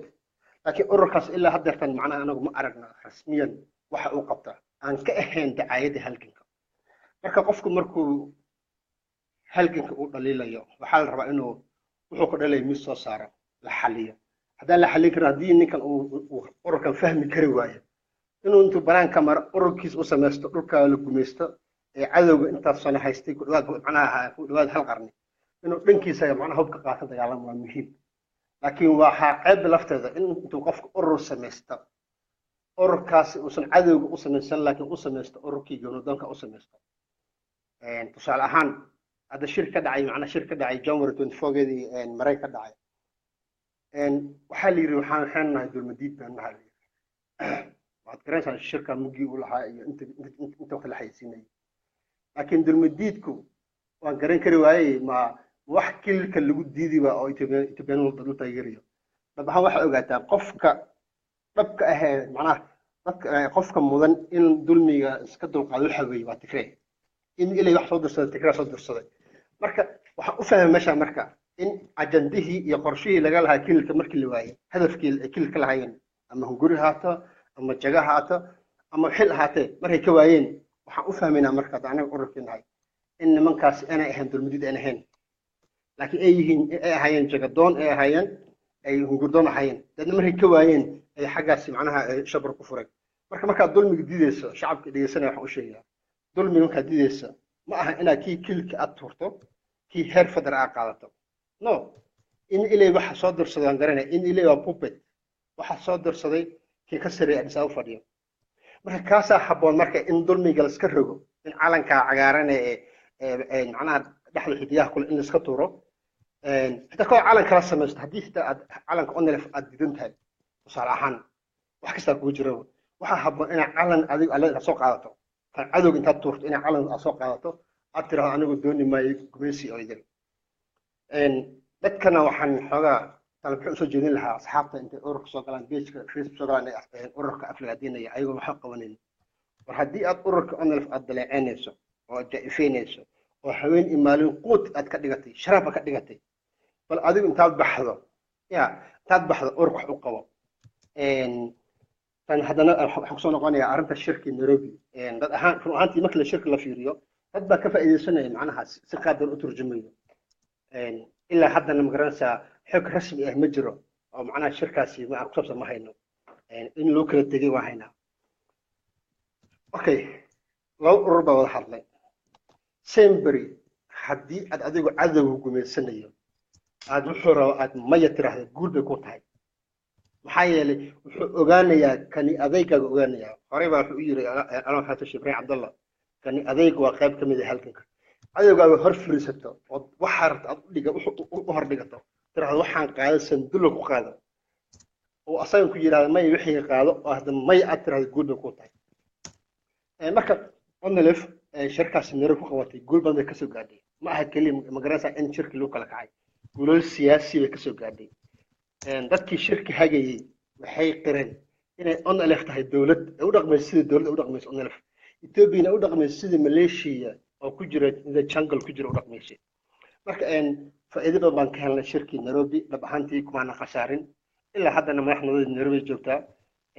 faa'iido badan gaarnay hadii la leeyahay shirka waxa ka soo qayb galay Cabdi Maxamed Umar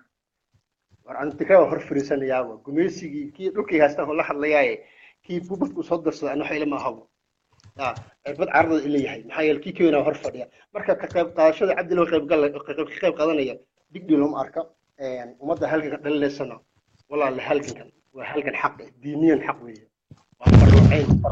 من كستا أي هلك كواجبة ما قرأت ما أحكي لسه مالي من إسلام كستا أي كواجبة ولا ليال حدينا هلك كسر حاجة سجالة لسكين يعني كقيب قضانية بالله عليكم وإذا معناها وأنا عصي أفلق عدد إجابة نقداية إن شاء الله مدن هيجن وانكب حياة أصحابك كان سنة دولة أدبل ما حصلت فكرة كذا سليم كبرادة وانكهرب مهد علينا وحنا في ذي إنه قاري دونا فرنت ضد كذا وتلقى شيء واد ما حصلت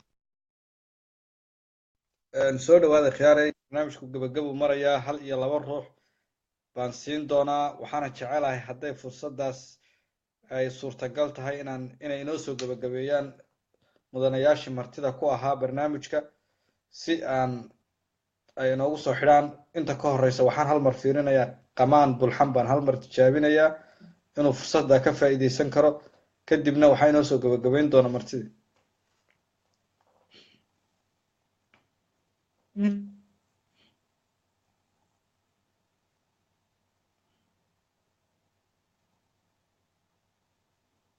waan ka xumahay saaxiibkay way suurto geli weyday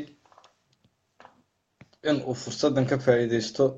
2 jeer baan hadda mar labaad baan haddana ku celiyey. waxaan filayaa barnaamijyada dambe way nagala qayb qaadan doonaa. nasiibkiisa diiday. ha maya barnaamijyada dambe insha allah ka qayb qaadan doontaa. waxaan rabaa 1 iyo 2 eray inaad guddoomiye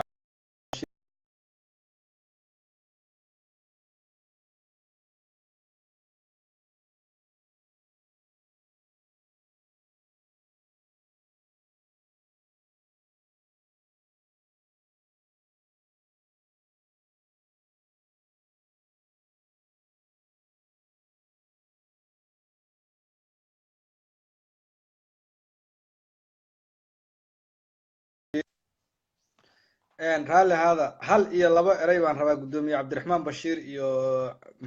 cabdirashiid inaad kusoo koobtaan. barnaamijka waxaan bilownaa 2:15 fiidnimo 8:00 fiidnimo. haddana waxay saacaddu maraysaa 10:00 iyo wax. 1 iyo 2 eray oo kooban kusoo gabagabeeya insha allah. midkiinba mar baan soo qabanayaa. waxaan filayaa saaxiibadayaasha inay dhegeysanayana mar kale ka qayb qaadan doonaan barnaamijkan, oo barnaamijyo fara badan oo taxanaha u qaban doono. waxaa kaloon caddaynaynaa in shaksiga isagu diyaar u ah inuu barnaamijkan caweyska heegan ka baxay nagala qayb qaato, waqti janisna u hayo inuu shacabka soomaalida ogaadenya iyo guud ahaan soomaaliyana uga faa'iideeyo in maxay ahayday barnaamijyadan taxanaha uu qeybtiisa ka qaatay inaan ku dari doono pageka, kana dhigi doono dadka pageka ee accesska ule inay live kasoo galaan suu bulshadiisa u gaadhsiiyo codkiisa. taasna waa idinka ballan qaadaynaa. si gaara noola soo xidhiiri karaa shaksiga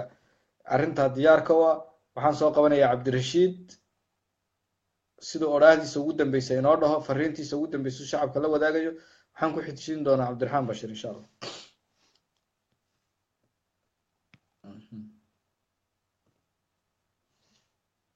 cabdirashiid oo laftigaagiiba hadda diidaya, adigiibu ku diidaya hadda.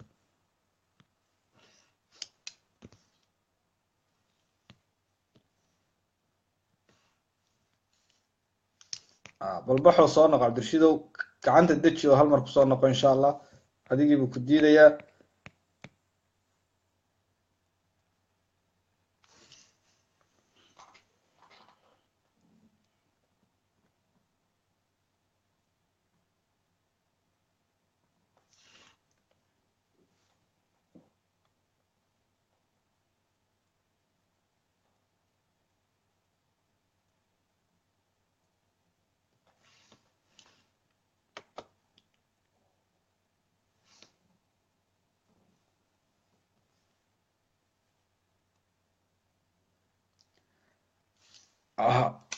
cabdirashiid budiida wallah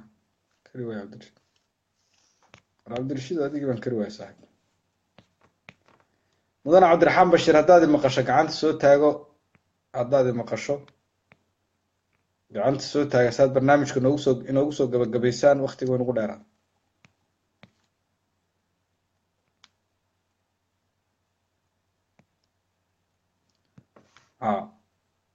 okay.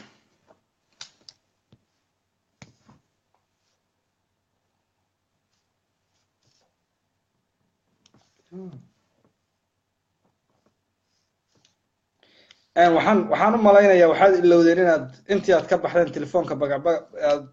aad jirtir u dhigtaan, ama waxaad ilowdeen inaad meeshii calaamadii xidha furtaan, waayo wuu iisoo qaban layahay labadiinaba. nasiib wanaag. haddaan tijaabinaya cabdirashiid baan tijaabinaya mar. okay. idinku wax idinka khaldan yahay. cabdirashiid hadduu soo saxay. cabdirashiid soo dhowow. 1 iyo 2 eray noo soo koob barnaamijka si aan usoo gabagabayno. waqti dheer baynu soconay. fariintaada ugu dambayseed shacabka soomaalida ogaadeen iyo la wadaagi lahayd kusoo dhowow. بسم الله الرحمن الرحيم مدن واد mahadsan tahay shacabka Soomaalida ogaadeenaya waxaan kula talinayaa anigoo ka bilaabaya naftayda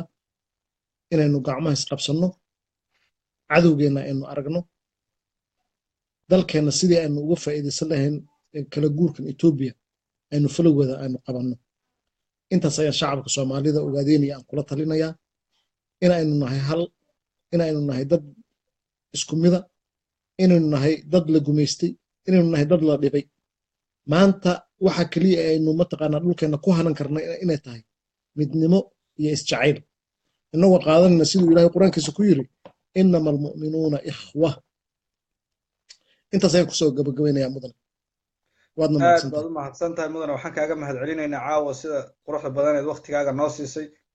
barnaamijkana noogala qayb qaadatay shacabka Soomaalida ogaadeenyana caqligaaga saliimka iyo waxgaradnimadaada aad ula wadaagtay waxaan filayaa inaan barnaamijyo kale fara badan ku kulmi doono wacyigelinta shacabka Soomaalida ogaadeenyana la garab taaganahay marxaladan cusubna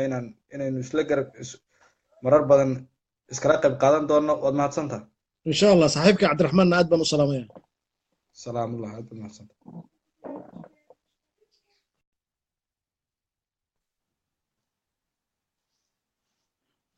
mudane Cabdiraxmaan wali wujidaya isaga Cabdiraxmaan wali wujidan yahay mudane Cabdiraxmaan Bashiir wali adigu ku diidan yahay ciladii baa wali ku sii haysata waxaan islaayahay haddaan waxba laga bedeli karin barnaamijkeena iska soo gabagabaysano insha Allah waqtiyo kale fara badan indha cadow aad baan ku salaamayaa mudane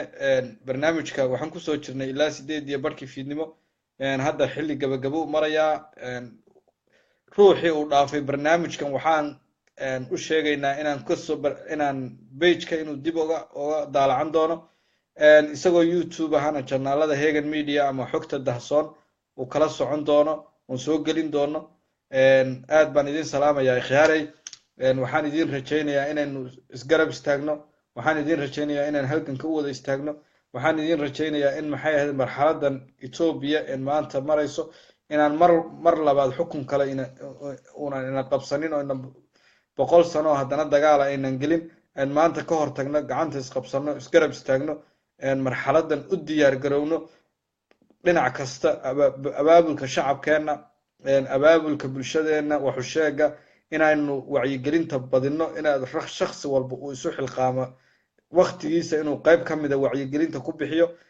waxaan ballan qaadaynaa in shakhsi kasta oo u diyaara inuu wacyigelinta ka qayb qaato isaguna barnaamij live waqtigiisa saacada ka mid ah inagu siiyo inaan page-ka adminkiisa ka dhigayno si uu waqtiyada fursada hayo uu shacabkiisa ula wadaago oo uu oga qayb qaato wacyigelintan cusub ee marxaladan lagaga gudbayo aad baan dhamaantiin idin wada salaamayaa waxaan isleeyahay gudoomiye Cabdiraxmaan baan hal mar ku fiirinayaa inuu soo gabagabeeyo hadday suurtagal noqoto hadday suurtagal noqon weydana markii dambe iga diiday mudane gudoomiye Cabdiraxmaan